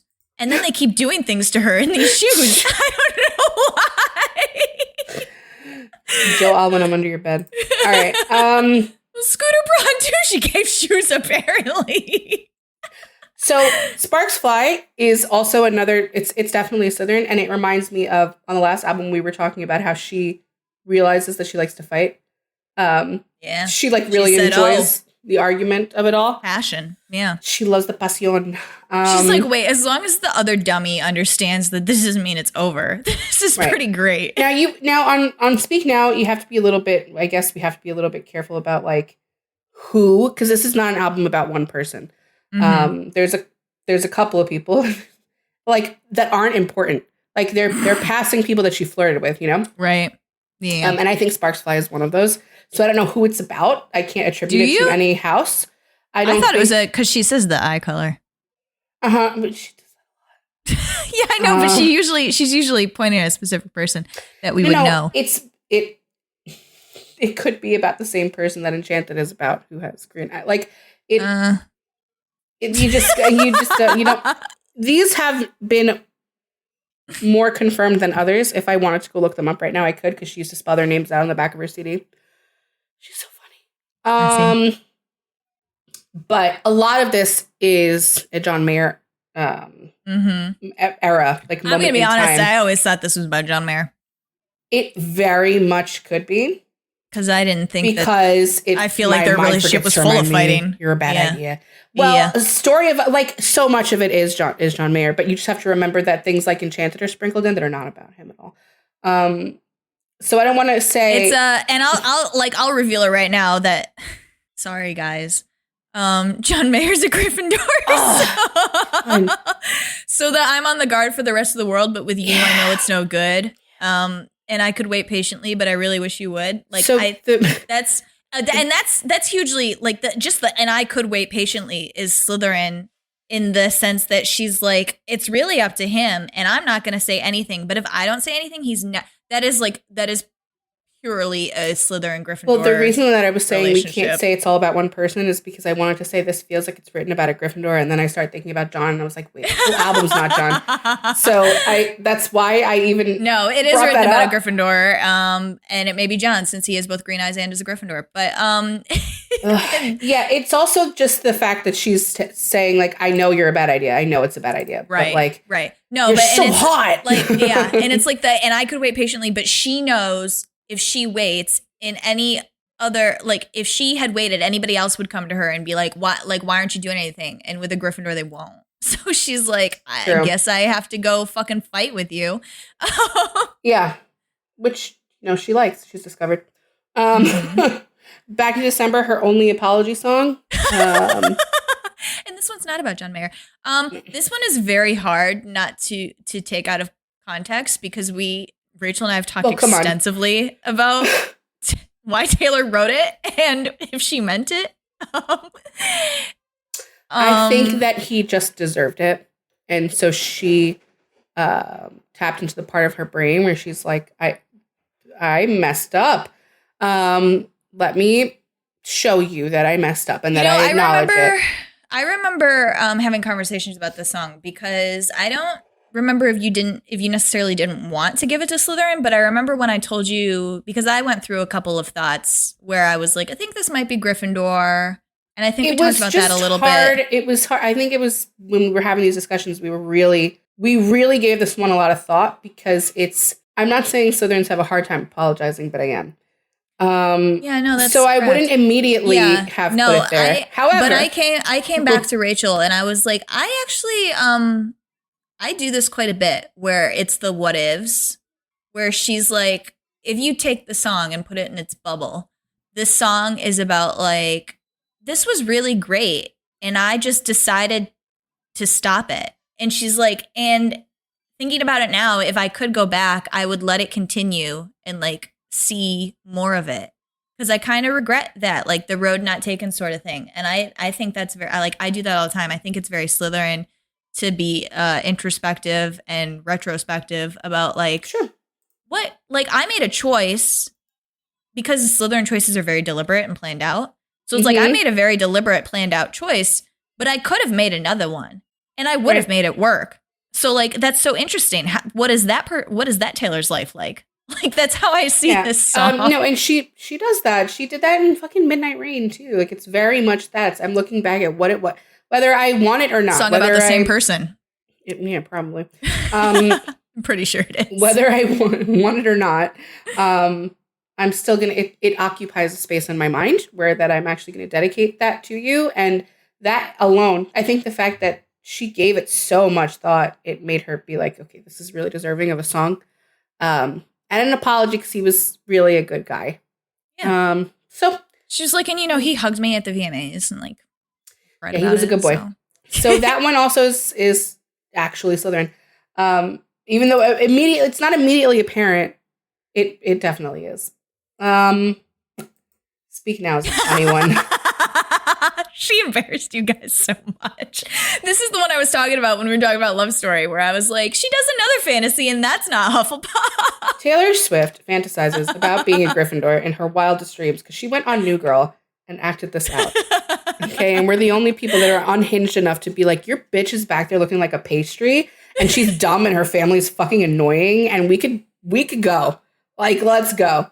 So she went on New Girl and she was like, what would it be like to be that crazy? Let's find out. I get to act it out on this awesome show. To actually speak out when somebody says, speak now, forever hold your peace. I can absolutely say this is a Gryffindor horrified song. looks from everybody in the room, but I'm only looking at you. Couldn't give less of a shit. It's wrong. Quite frankly, I can't believe you let it get this far, but I'm not going to let it go any further. This is kind of stupid. I'm sure the dramatics appealed to you as a Gryffindor. Of course it did. Again, would never have said this out loud to anybody. I would never say this out loud to someone. I would never. You have these thoughts.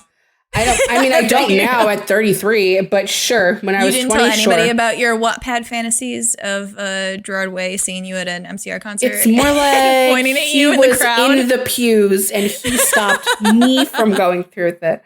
But yeah, no, if a Gryffindor had to, they would get up and be like, I object. Oh, that feels good. It feels good to have all the attention on me right now. It's not right.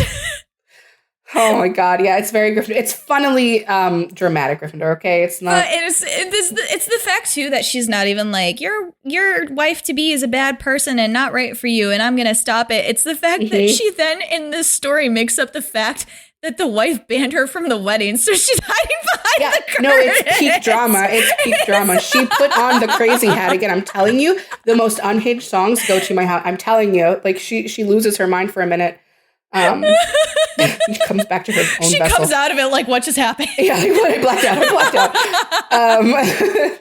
It's probably the fault of the men that are Gryffindor that were around her. That she's like able to get quite a lot of them. Yeah. Yeah. Okay. Not the best influenced ones either. No. She at any point could have called me. They were her formative year boyfriends too. Yeah, that's really rough. It's rough for her. It's rough. So, Dear John is so interesting. Don't sing it. Because I immediately threw it to Slytherin. I was like, oh, it's a Slytherin, like going back. Did you? Through everything. Yeah, I was like. I don't remember this. This is like, it's one of the quintessential like revenge songs, okay? And it's really clever the way she went about it. So I immediately I put it there. Where she's like, it's not about John because Dear John is the typical opening of That's any. Right, bitch. Sorry you're named that. Not my fault.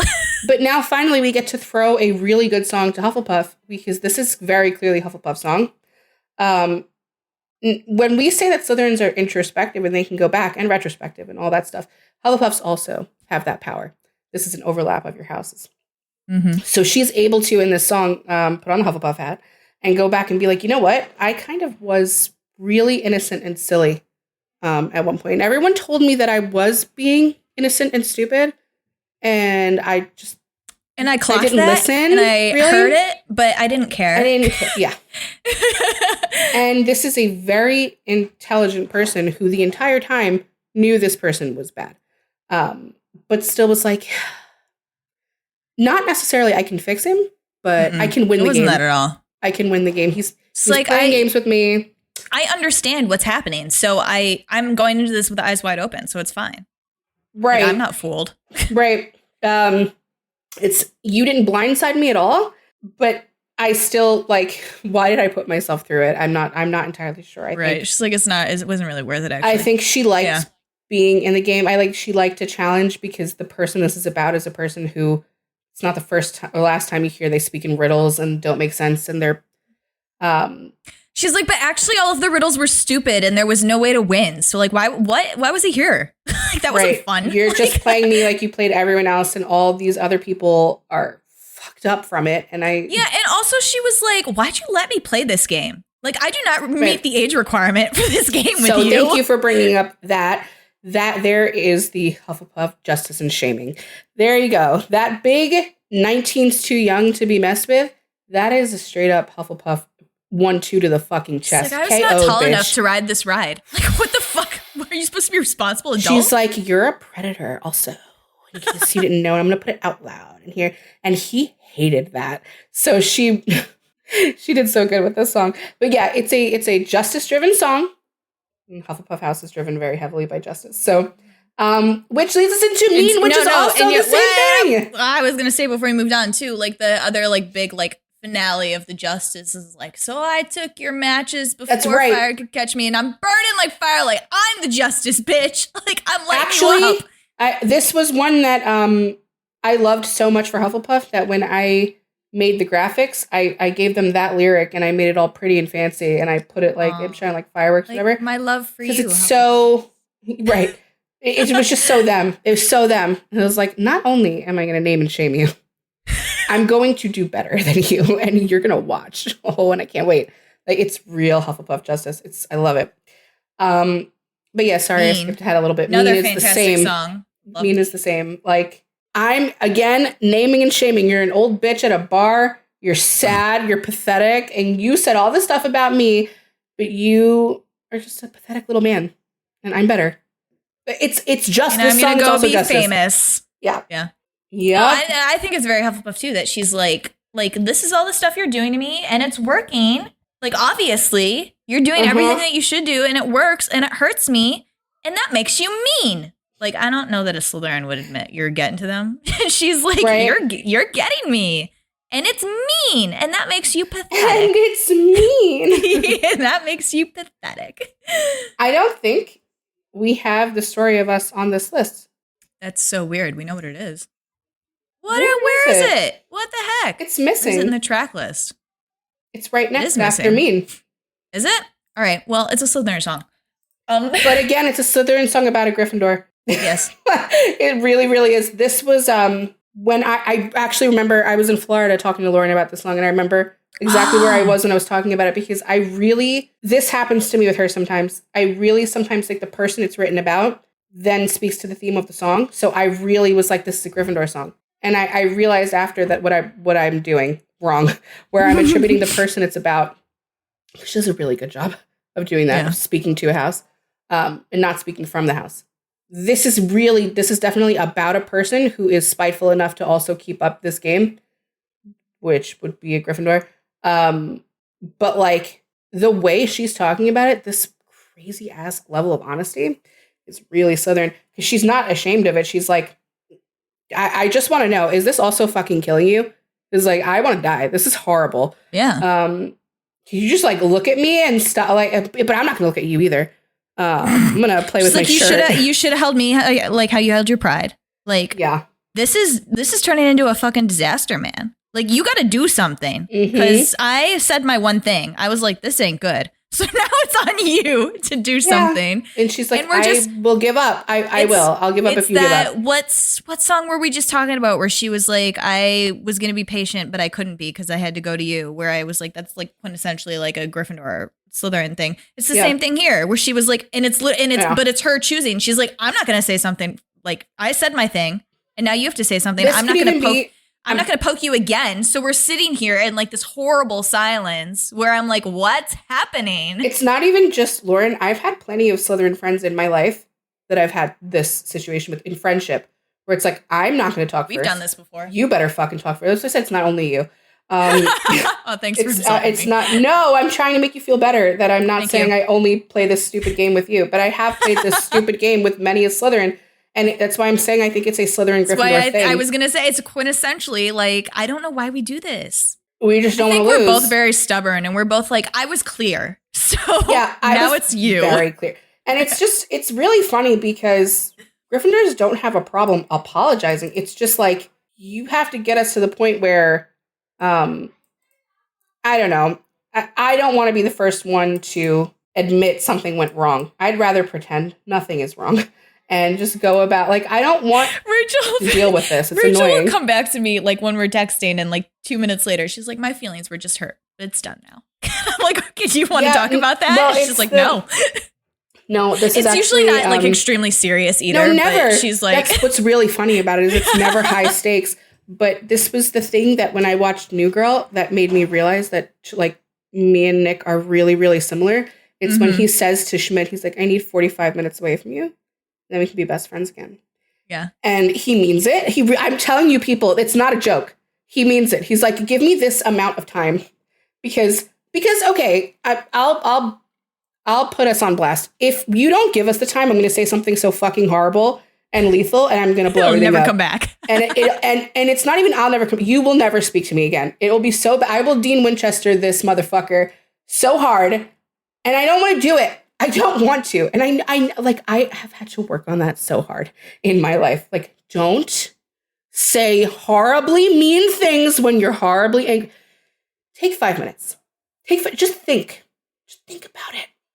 And so yeah, that's why I originally thought it was a Gryffindor. So it was like, I'm not talking if you're not talking, but it's just it's our house. It's talking to each other. Yeah, and it's not her sitting there like seathing. She's sitting there like, you gonna say something? You gonna say something? No, like, if this I'm was from confused. our perspective, you'd be seething. So it's fuck you, sitting here, not saying anything, just pretending like nothing's wrong. Who are you, me? What do you think you are? She's literally sitting there like, are you gonna say something? Yeah. Like, what? If it's over, say it's over. I really don't give a shit at this point. Like, but what is happening? It can be done. Just right. Like, it's, oh my God, it's just a stupid game of chicken.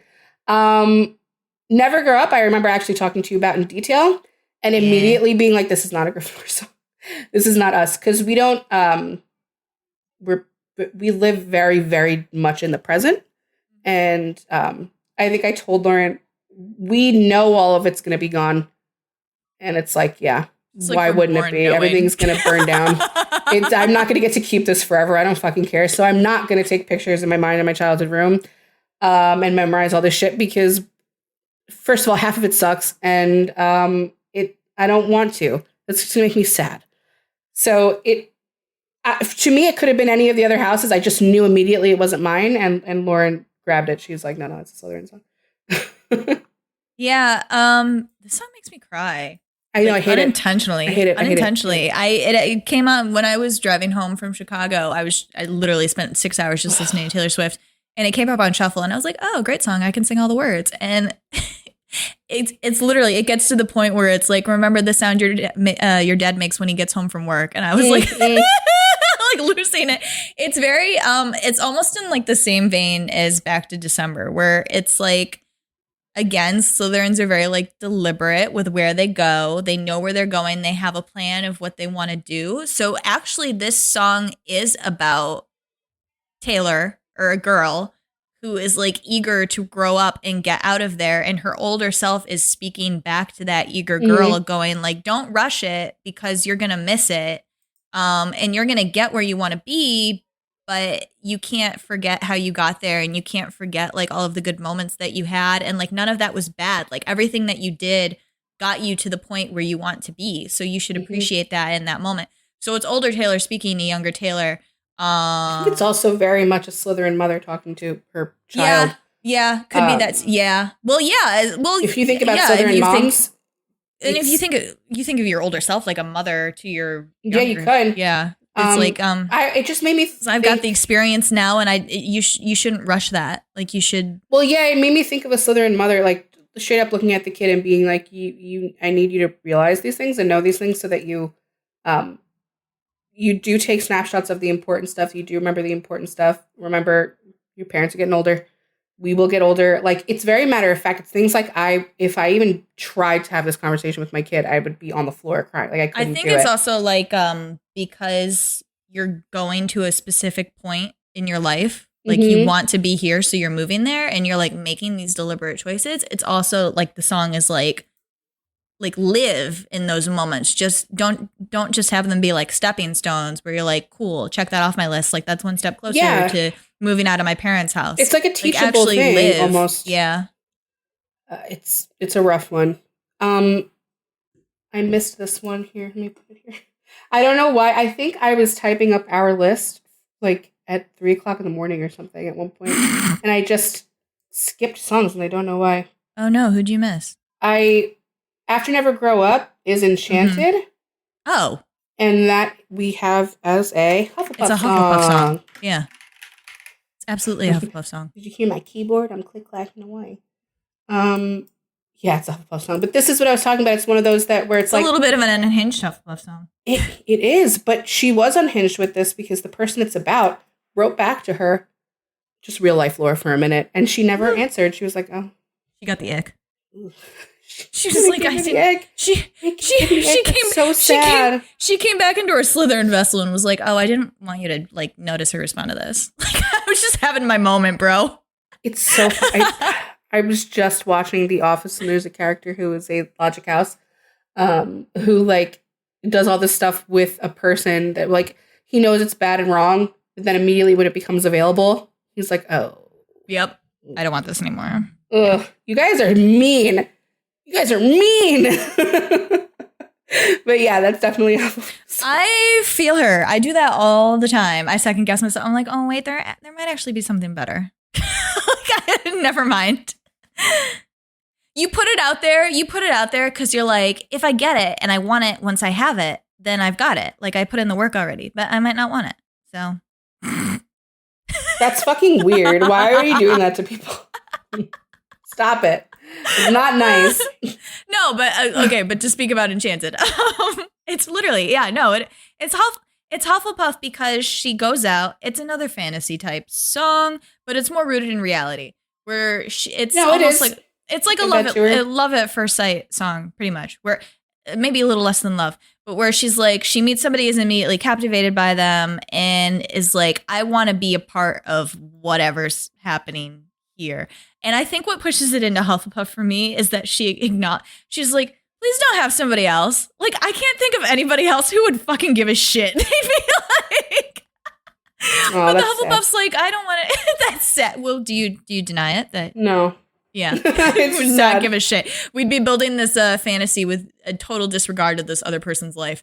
It's the Delulu, but the Hufflepuff is like, please, I really hope that nobody's out there waiting for you because you're pretty great, and I would like to be that person. Yeah, no, I'm with you on that. That song didn't belong anywhere else. Neither does Better Than Revenge. That's a very Slytherin song.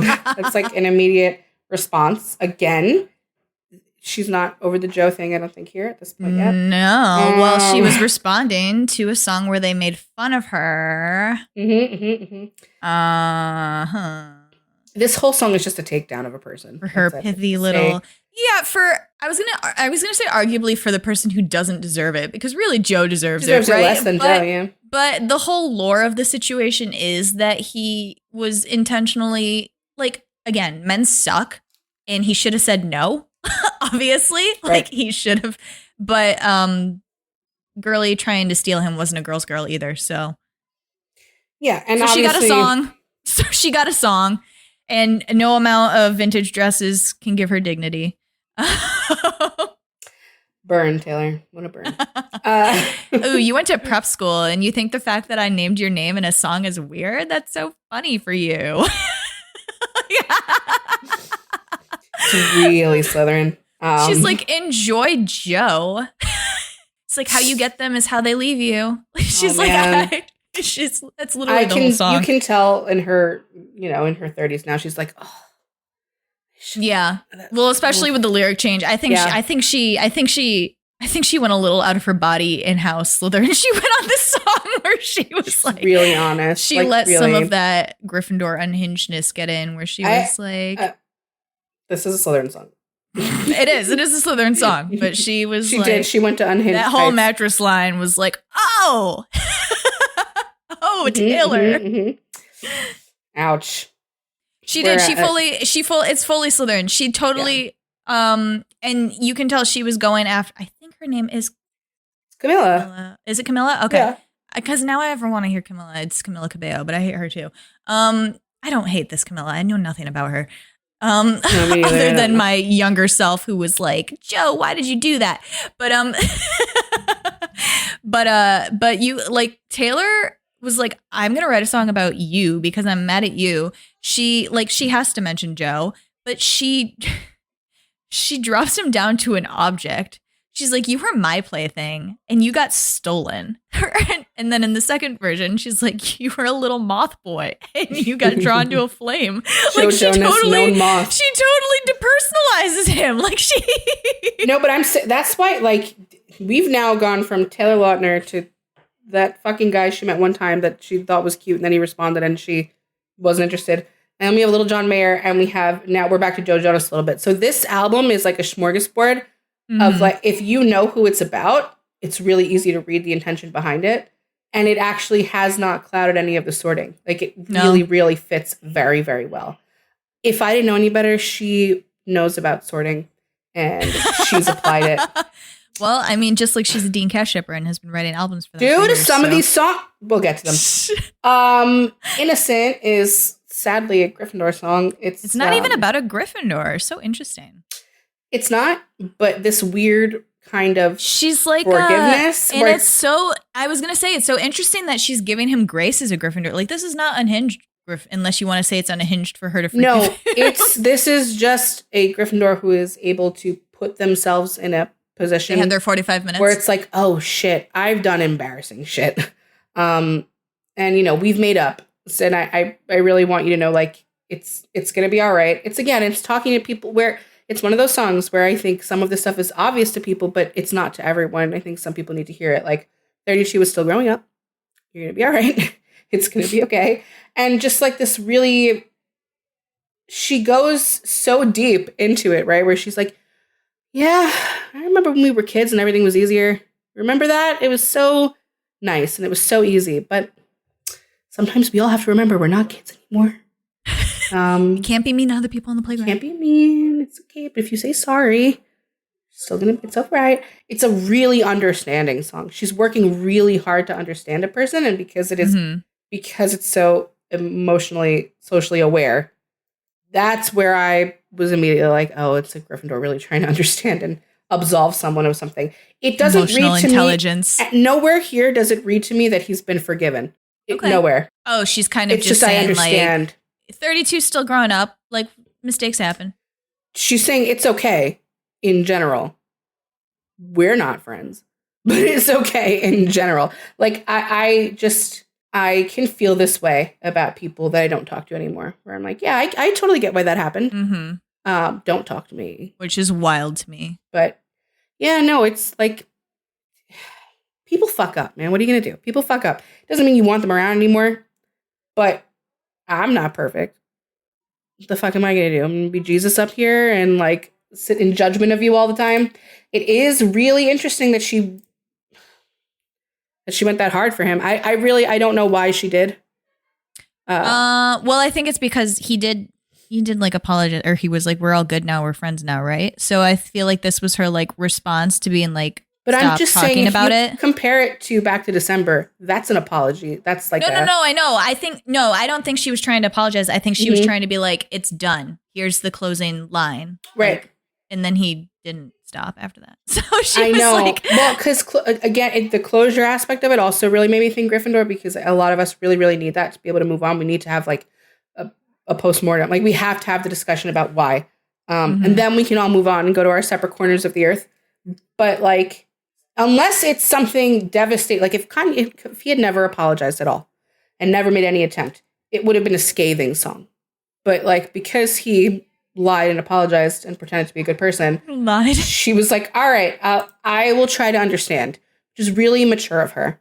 And I'm glad that later she gets over that maturity, because he doesn't fucking deserve it. So, anyway. Oh my God. So this next, like, these next three songs are three of the best songs she's ever fucking written. I'm just going to say flat out. They're three of the best songs ever written. I broke my pattern. I broke my pattern. My favorite song on here is not a Gryffindor song. Interesting. It's Haunted, which is a Slytherin song. This song is, wow. It's so fucking good. This is, I'm just going to say, this album is pop punk Taylor. Okay, this is the closest we ever got to a pop punk Taylor album. This is, a lot of it's very clearly inspired by like Fall Out Boy Paramore, like she said anyway. Man, the guitar on this, and just this song is so good, but it's also like, whoa, ow. This is a really like painful song. But it's not just like some of the Gryffindor songs we've been through here, where she's like in a corner, screaming. It's really, it's really different. Yeah, it's Slytherin. She's like, you and I walk a fragile line, and I've always known that. She's like, and I've been aware of that, and I've been moving with that in mind. Like, I'm always aware of it in our relationship, and that's fine. And then she's like so caught off guard that it broke. She's like, I've been doing so well. And I really think that's why she's haunted more than anything. She's like, I didn't actually do anything wrong. Like, I knew what your deal was. It's almost like Dear John, but like taking it to the Slytherin level, where she's like, I knew what your deal was, and I knew it.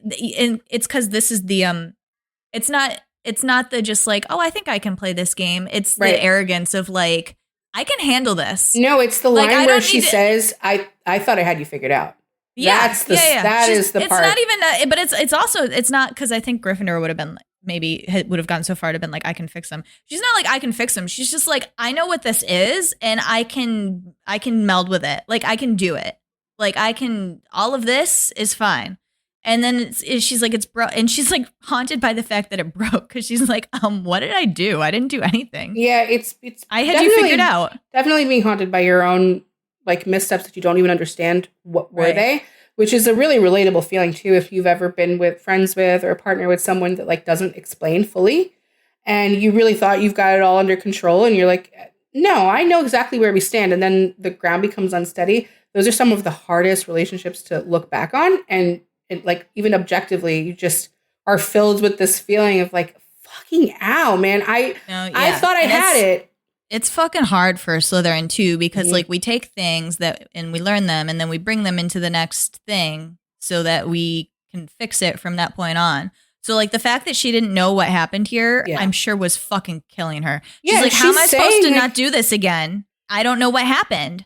Like, she's really, Taylor does not beg, but this is one where she's begging for an explanation, where she's like, I really need you to at least like, can you tell me what fucking happened here? Like, what did I do? Because I don't understand, and I'm not used to not understanding, and it's really breaking my brain. And she's like, I can't breathe because you're gone. Fucking haunted by it. She doesn't talk like that, you know. She doesn't usually get like that. So it makes sense to me that it was obviously a situation where she was really confused, and she's not used to being confused by emotional matters, especially. She puts a lot into them, and this is like what happened? I need to know what happened, or I'm going to die. I feel like I'm going to die. That's rough.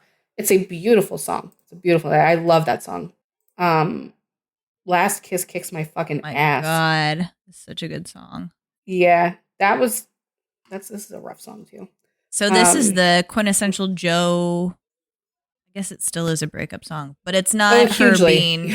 It's not her being bitter about it. No. This is fully very sad about it. This type of shit, it again can apply to like friendships too, or family members you don't talk to anymore, where you're straight up like, the fact that Haunted leads into Last Kiss, they're like sisters. It's true. I was gonna say it's the same. Yeah, it's the same exact feeling. She's like, I never, and it's also where she's like, if I knew it was the last kiss, I would have like ingrained that in me. Like, so I would have acknowledged it. That's what made it Slytherin for me, was that line. Yeah. Where she's like, I would have preserved it. Like, I would have made a monument to it somehow. Like, I would have made this more special. It's the whole chorus where she's like making that point where she's like, and now I watch your life in pictures like I used to watch you breathe, and I feel you forget me. Like I used to like watch you sleep, feel you breathe. Yeah. But, no, it's that whole thing where she's like, I would have memorialized this. And now you took that from me. So I have to do this shit. Like I have to look in on you, and I have to physically feel you free. And that's what tells me that she's talking about a Slytherin man too, where she's like, I know that you're going to like, it's from such a place of pain, because she knows that she does it, where she's like, you're going to forget me because we didn't know this was the last kiss, and we didn't take the time to like stamp it into stone or whatever. And so obviously you're moving on. Yeah. Easily. And she's like, that's the thing. Like, that's the thing with Slytherins. Like, this is your person, right? So she's like, I'm going to know I'm not your person anymore, and we have nothing to show for it. And that's like devastating. That's really hard. The whole thing, the whole song is like KO. It's a hard one. No, all that I don't know is how to be something you miss. Like, she's like, I don't know. How do I make you care? Even retrospectively, you're not even going to care. And I know it. And that's the part that's really fucked up for me. Like, I can't even make you care looking back at you're not even going to look back at me fondly. You're not even going to look back. And I don't know. so what am I? Like, I'm not even a memory. I'm not, like, what do I become in the story of your life?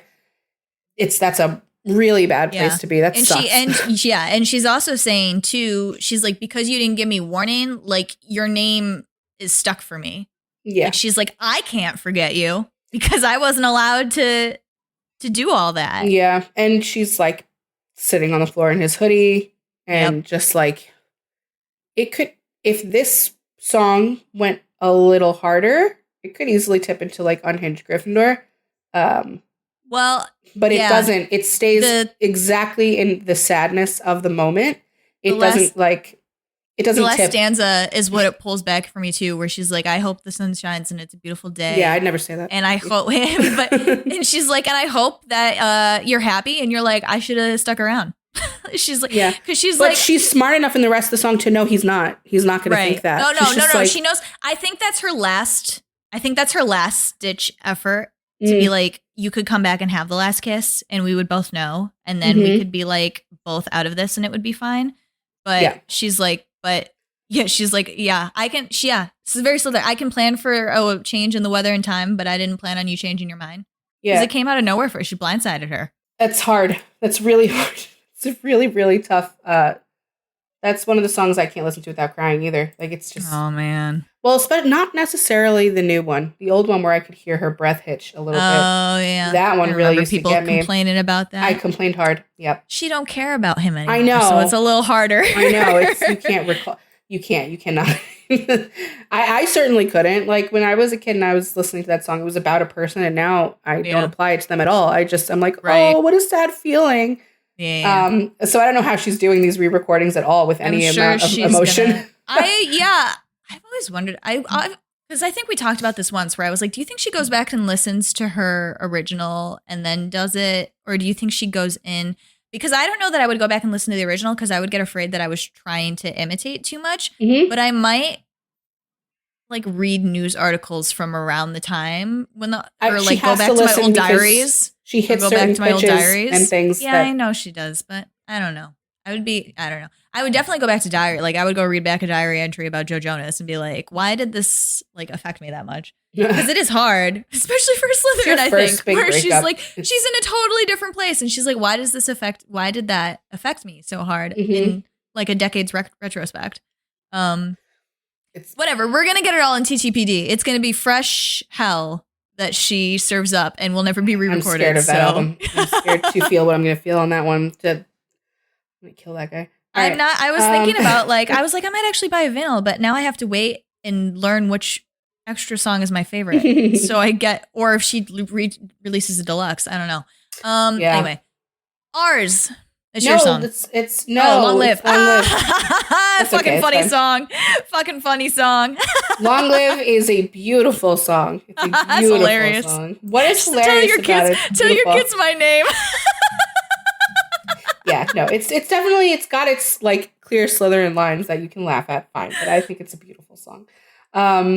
It's really important to her, the people that have stuck by her, like actually genuinely loyally stuck by her in moments where she didn't know where her career was going or whatever. And it's really clear in the fact that her band members are still with her. Gotta take it out of context. Huh? Gotta take it out of her context. I know. But I'm saying it comes from the perspective of a person who really values these things, like loyalty, longevity, and memories, right? And it's the same thing with like Never Grow Up. It's like she's constantly cataloging moments in time that are important. And if that's from the perspective of Slytherin, that song, so is this one. It's the same thing. I'm memorializing these moments. They're special because of this. And remember who I am. Tell people who I am. Like, tell them why I was special to you. Yeah. No, but it's that whole part is so I the song will make me cry. Like, I can't it can be anybody, right? It can be the cousin you never spoke to again, and then you watch them on Facebook with their children. Maybe your friend from high school. It can be anybody that you don't speak to anymore, and it's like, yeah, just tell them what we did. Generally, it's like the connections you make with people. And like, as a Slytherin, it's like, obviously that was special. So tell other people about it. Yeah. Like, and remember it. She's like, don't leave me, but I'm aware that fate like sometimes has other Right. plans. I learned in the last song I wrote that I can't always plan Sometimes for people everything. just leave. Yeah, so I just want you to know that while I'm in a good mood about you, I had the time of my life, and no one will ever forget us. Like, I'm going to make sure we're memorialized forever. And then she does it with her career. So, yes, Ours is a Gryffindor song. This is you and George, this too, is my isn't it? other George song. Yeah. Yeah. We're gross. At least this one is one of your houses. Yeah. Well, was when we were a little bit older. But because it was like it described what we were going through at the time, like at his job and all these other stupid bullshit. It was a really relatable song. It's cute when you're young and in love. It's one of those cute songs. And it's really, really Gryffindor, where it's like, don't worry about what other people say. Don't worry about what other people think. Your boss is mean. Some of your friends are dicks. Like, whatever. They can't take this from us. It's ours. It's like really clear. I don't know. It's very, very Gryffindor. People throw rocks at And I'm glad that your tattoos make my dad mad. That makes you hotter. The fact that it's so funny that Dear John is not a Gryffindor song too, because this line specifically, I love the riddles that you speak, is really Gryffindor. I mean, it's like Nick and his little friend that doesn't speak at all, that he understands completely, you know? Yeah. We just really like weird people. I don't know how to explain it. I don't know. We just really like Fascinated by different, them. fascinated. And in Dear John, it's a person who's really fed up with that shit. So it's really not a Gryffindor song, because if you're here, she's like, I love that, actually. I fucking love that. It's great. Yeah. John Mayer's I don't have so anything weird. nice to say about Superman. No, I don't like Superman at all. I don't either. Sorry. Just as a song. It's just not one of my favorites. But it is a Hufflepuff song, and it is cute that way. In the ways that we've described her perspective of Hufflepuff. It's a song about totally understanding her place and you know, if that's where you want to be, that's great for you. Where she's like, you go off and save the day, and I'll be here waiting for you to like give you love when you come home. It's very Hufflepuff. I think it's also like the person might not really be hers yet, you know? So it's not like an actual lover. It's just someone that's like, you are a big important person, and you have big important things to do, and I'll wait. I won't wait forever, but I'll wait right now. And I'll, like, when she says, like, I wish the flowers were from you, I wish the card was from you, I wish the call was from you. It's just this really hopeful, sweet, it's like sickly sweet, you know, about a person that, I don't know, Hufflepuffs can honor people this way. They really, really can. I also think they have a hard time letting go of little crushes like that, too. I think when Hufflepuffs experience love, like with Dear John, and they can look back on it in a really scathing way for sure. But if it was something that never actually happened, it's something you can romanticize forever. I think of like Annie and Jeff from Community. You know? So I love story. That's what I think about Superman. Electric Touch is a Gryffindor song. Do I have to explain it? I guess you should. All right. Well, manifesting powers are weird. That's all I'm going to say about that. This is just such a good fucking song. I remember people not liking this at all. It's my favorite in the vault tracks. Shocking. But it's a really really, really honest song where it's like, man, I already know this, like how wrong this could go. I already know. It probably will. It's probably going to be shit. But wow, I'm still really nervous. And like, why am I still hopeful? I don't understand why I'm still hopeful when I know this could go to trash. And both of the people in the scenario are saying the same thing. So it might be two Gryffindors, I don't know. But it's just like, I'm used to this. Like, I'm used to it going sideways. So if it goes sideways, fine. But I also know, like, if we get it right, it'll be forever. And that's that really hopeful, sadly hopeful trait. That's like prevalent in our house. It's just, I'm just going to sit here and pace back and forth. And oh my God, there's headlights. Oh my God, this is going to be so bad. But it could be good. It could be good, but it's probably going to be so bad. It's like the internal monologue of a poor, hurt Gryffindor. Yeah. So that one goes to us. And then we got When Emma Falls in Love. This is my least favorite Vol track. Sorry.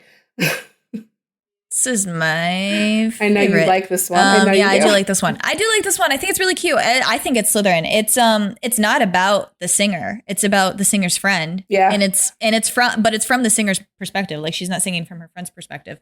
So it's a character study of her friend. And I think it's Slytherin just because she's like, she obviously knows this person deeply. Like, they're Emma is one of her people that she intimately understands. And I don't know who she's speaking to, but she's like, listen, when Emma falls in love, this is what Emma is like. And the whole thing is like, this is what Emma's like. And I really admire that. And sometimes I wish I could be like that. Yeah. I can't, but I can't, but I admire it in other people. Yeah. It's nice. And then, I Can See You. I'm so sorry, Ravenclaw. Is this oh the my first God, one? they wouldn't have had one on the original album. Yeah, it just did not. It just wasn't a Ravenclaw album. But I Can See You is like, again, it's really on a lot of the times where she just goes and says exactly what she's thinking, and there's not these like pretty metaphors or sweet, like looking back on something in a poetic way. She's straight up like, I can see you shove me up against a wall, and I can see myself liking it. And it's really Ravenclaw that way, where it's just like, this is exactly what I'm thinking. Are we gonna do it? Are we gonna do this? Because if you should see what's in my head. It's fucking crazy. I keep freaking miss-singing that line where she's like, wait till you see all the things go inside my head. I say bed every time. Like, is she not saying bed? Like, I mean, yeah, it means the same thing. Yeah. Yeah, I can see you being my addiction. You can see me as a secret mission. All right. Yeah. Nerdy ass Ravenclaw. Weirdos. Yeah, it's very, very Ravenclaw. It's very, that whole song, the whole vibe of it is like some like inner office relationship where it would be like bad if people knew, but it wouldn't really be bad, but you guys are making it all in your head like, oh, it'll be bad if people know. Nobody else gives a fuck. And you guys are in the hallway like, look at you in your suit and your tie. Yeah, and then you actually do it, and then you don't like the person anymore, okay? Right. This is one of and those... then you're over it, because all it was the like anticipation of it being like bad. And then Yep. Oh, huge Ravenclaw song. That's so funny. I'm so sorry, guys. It took so long to get to you on here. I know.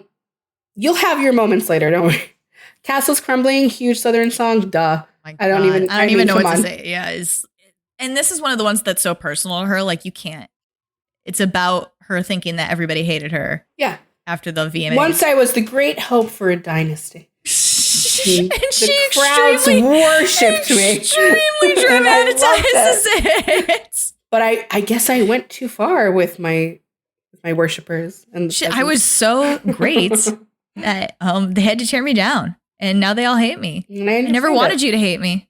I never wanted you to hate me. I wanted you to continue worshiping at the palace doors. I don't know what happened here. Ooh, next one hurts for you.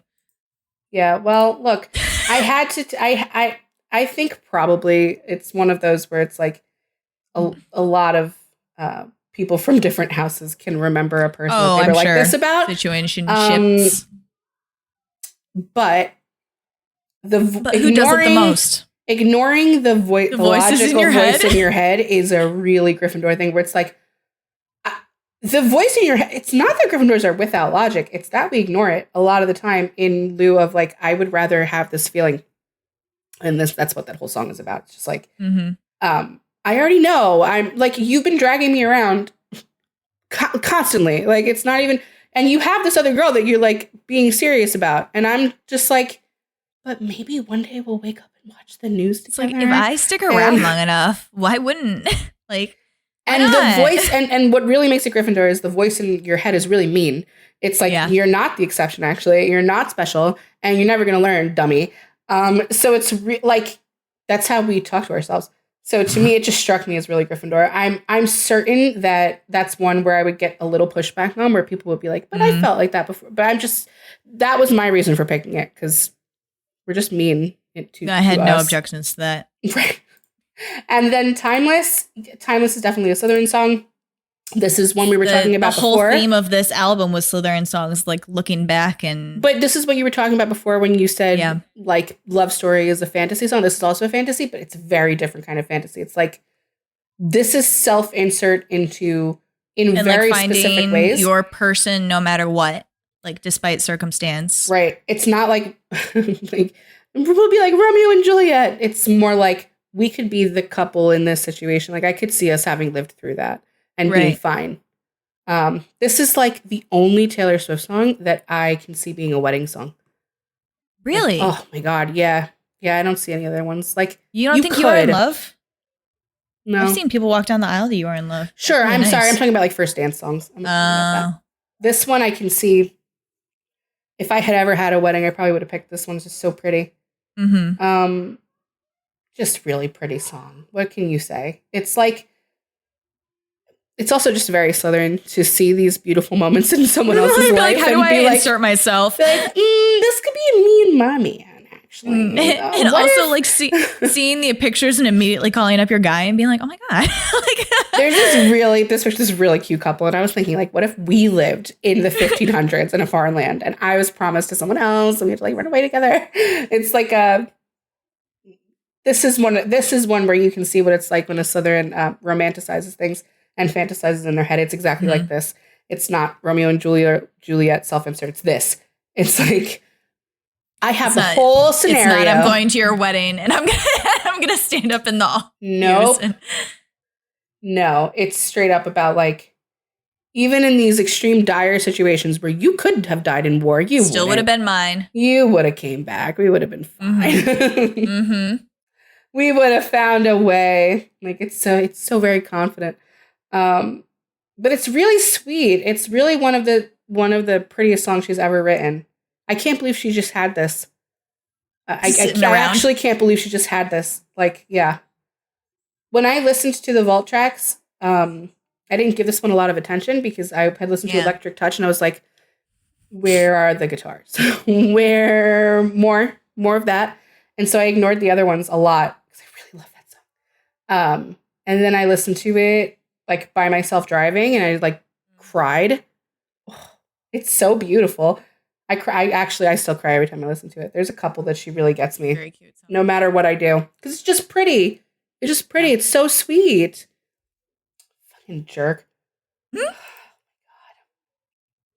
Oh my God, we did it. For the first three. Overwhelmingly Slytherin album. 12 Slytherin songs. 5 Gryffindor, 4 Hufflepuff, 1 Ravenclaw. Oof, 1 Ravenclaw. Yeah, don't worry, we have these color coded, and as I scroll, I'm seeing lots of blue later. She said, enough of all that.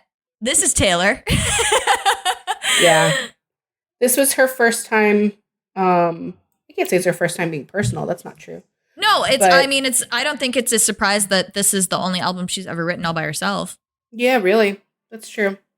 This is probably the one also that she probably didn't want her parents to hear, but you know, like the first time she got like really personal with it, like because what was the Ravenclaw one we gave them? What? Oh, what was the Ravenclaw song? I Can See You? Yeah, she wrote that at that age. Right. So that's one of those songs. I'm sure Andrea said no. Yeah, exactly. She was like, what the hell is this, Taylor? No. Oh my God. I think about this all the time. Like, what do her parents think of certain songs and certain things? Or like, I think about it all the time. And that's one where I'm like, oh, man, I would have been in so much trouble. But Speak Now is a great album. Of the 3, I don't know what my favorite. I mean, I really like Fearless, but Speak Now has more bangers, and it's the pop punk album that of Taylor of My Dreams that she would do. So I'm gonna give of the 3, I'll say Speak Now is the strongest. Then I would give it to Fearless. Fearless is iconic, and then Debute's not my fave. Yeah, it has a couple that are like really, really good that you cannot ignore being really good. Thank God she continued to sing music. So what I eventually realized going into this was like, I need to view these albums from a Slytherin perspective immediately and see which ones like fit and don't fit, because this is a Slytherin writing all these songs. So it's not fair to, it's only fair to consider that it's from that jumping off point at every song. But some of these just scream the other houses so much that this became like a really fun project because it's really obvious which ones are not are not Slytherin. Like, I can't give Picture to Burn to a Slytherin. Like, I can't. Some of them are really clearly not her house. And I just think that's so fucking interesting. That someone who's she's such a Slytherin. It's not even like a little bit. Like, it's a lot. She's very much a Slytherin. Mm-hmm. That she can tap into these other, I don't know, personalities. She's cosplaying, costumes. I don't know. Mindsets, perspectives. Yeah, she taps into them really, really well. Motivations. Everyone's very well represented here, and that's why she is as big as she is. Ravenclaws are a little shafted. Well, I mean, over the course of her. Yes, over the course of her. Yes, in her career. You guys, don't worry. You get way more. I promise. I'm telling you, there was a specific moment in her life that, or person rather, where she was like, "Oh, you guys are kind of like interestingly weird, not just like weird." Like, it's coming. Next up. Man, what a run. We have Red 1989 and Rep. Whoa. Woohoo! That is it's all bangers. That'll be a 3-hour episode. Holy shit. Yeah. Well, this one was 2.5, so. Well, who knows with editing, but yeah, maybe. With the ending where we're just like, here's what's not. Yeah. All right. Well. No, we should actually talk about them since we didn't really at the first time. Mm-hmm. There you go. With Reputation, you might get us actually discussing for the first time because we really didn't really discuss. We'll get into that. But with Reputation, it's going to be hard to separate her from the context. Do you know what I mean? Like, if you want to get this, it gets harder as you go, the older she gets, because she's just very honest about everything and about experiences and stuff. So it is hard. It was hard in this episode. I struggled to not apply Taylor to a lot of it. Sometimes it helps to do that, though. Would you have said that Speak Now was a Slytherin album? Is that what you predicted? No. You remember what you thought it was? I don't remember what I thought it was, but I didn't immediately think Slytherin because... I didn't either. Because the title is Speak Now, and Speak Now the song is not a Slytherin song. So when I was thinking of it, I was like, oh, it's another really dramatic album. Maybe it's an Emotion House album. But when you really listen to it and you see how fucking honest it is, it's kind of hard. You can't ignore it. But yeah, we definitely will get deeper into it, you know, as you get into her later albums and her later songs. But I think we did fine. I don't think it was a... Do you think we did fine? I think we did okay. It's hard. Debut is hard.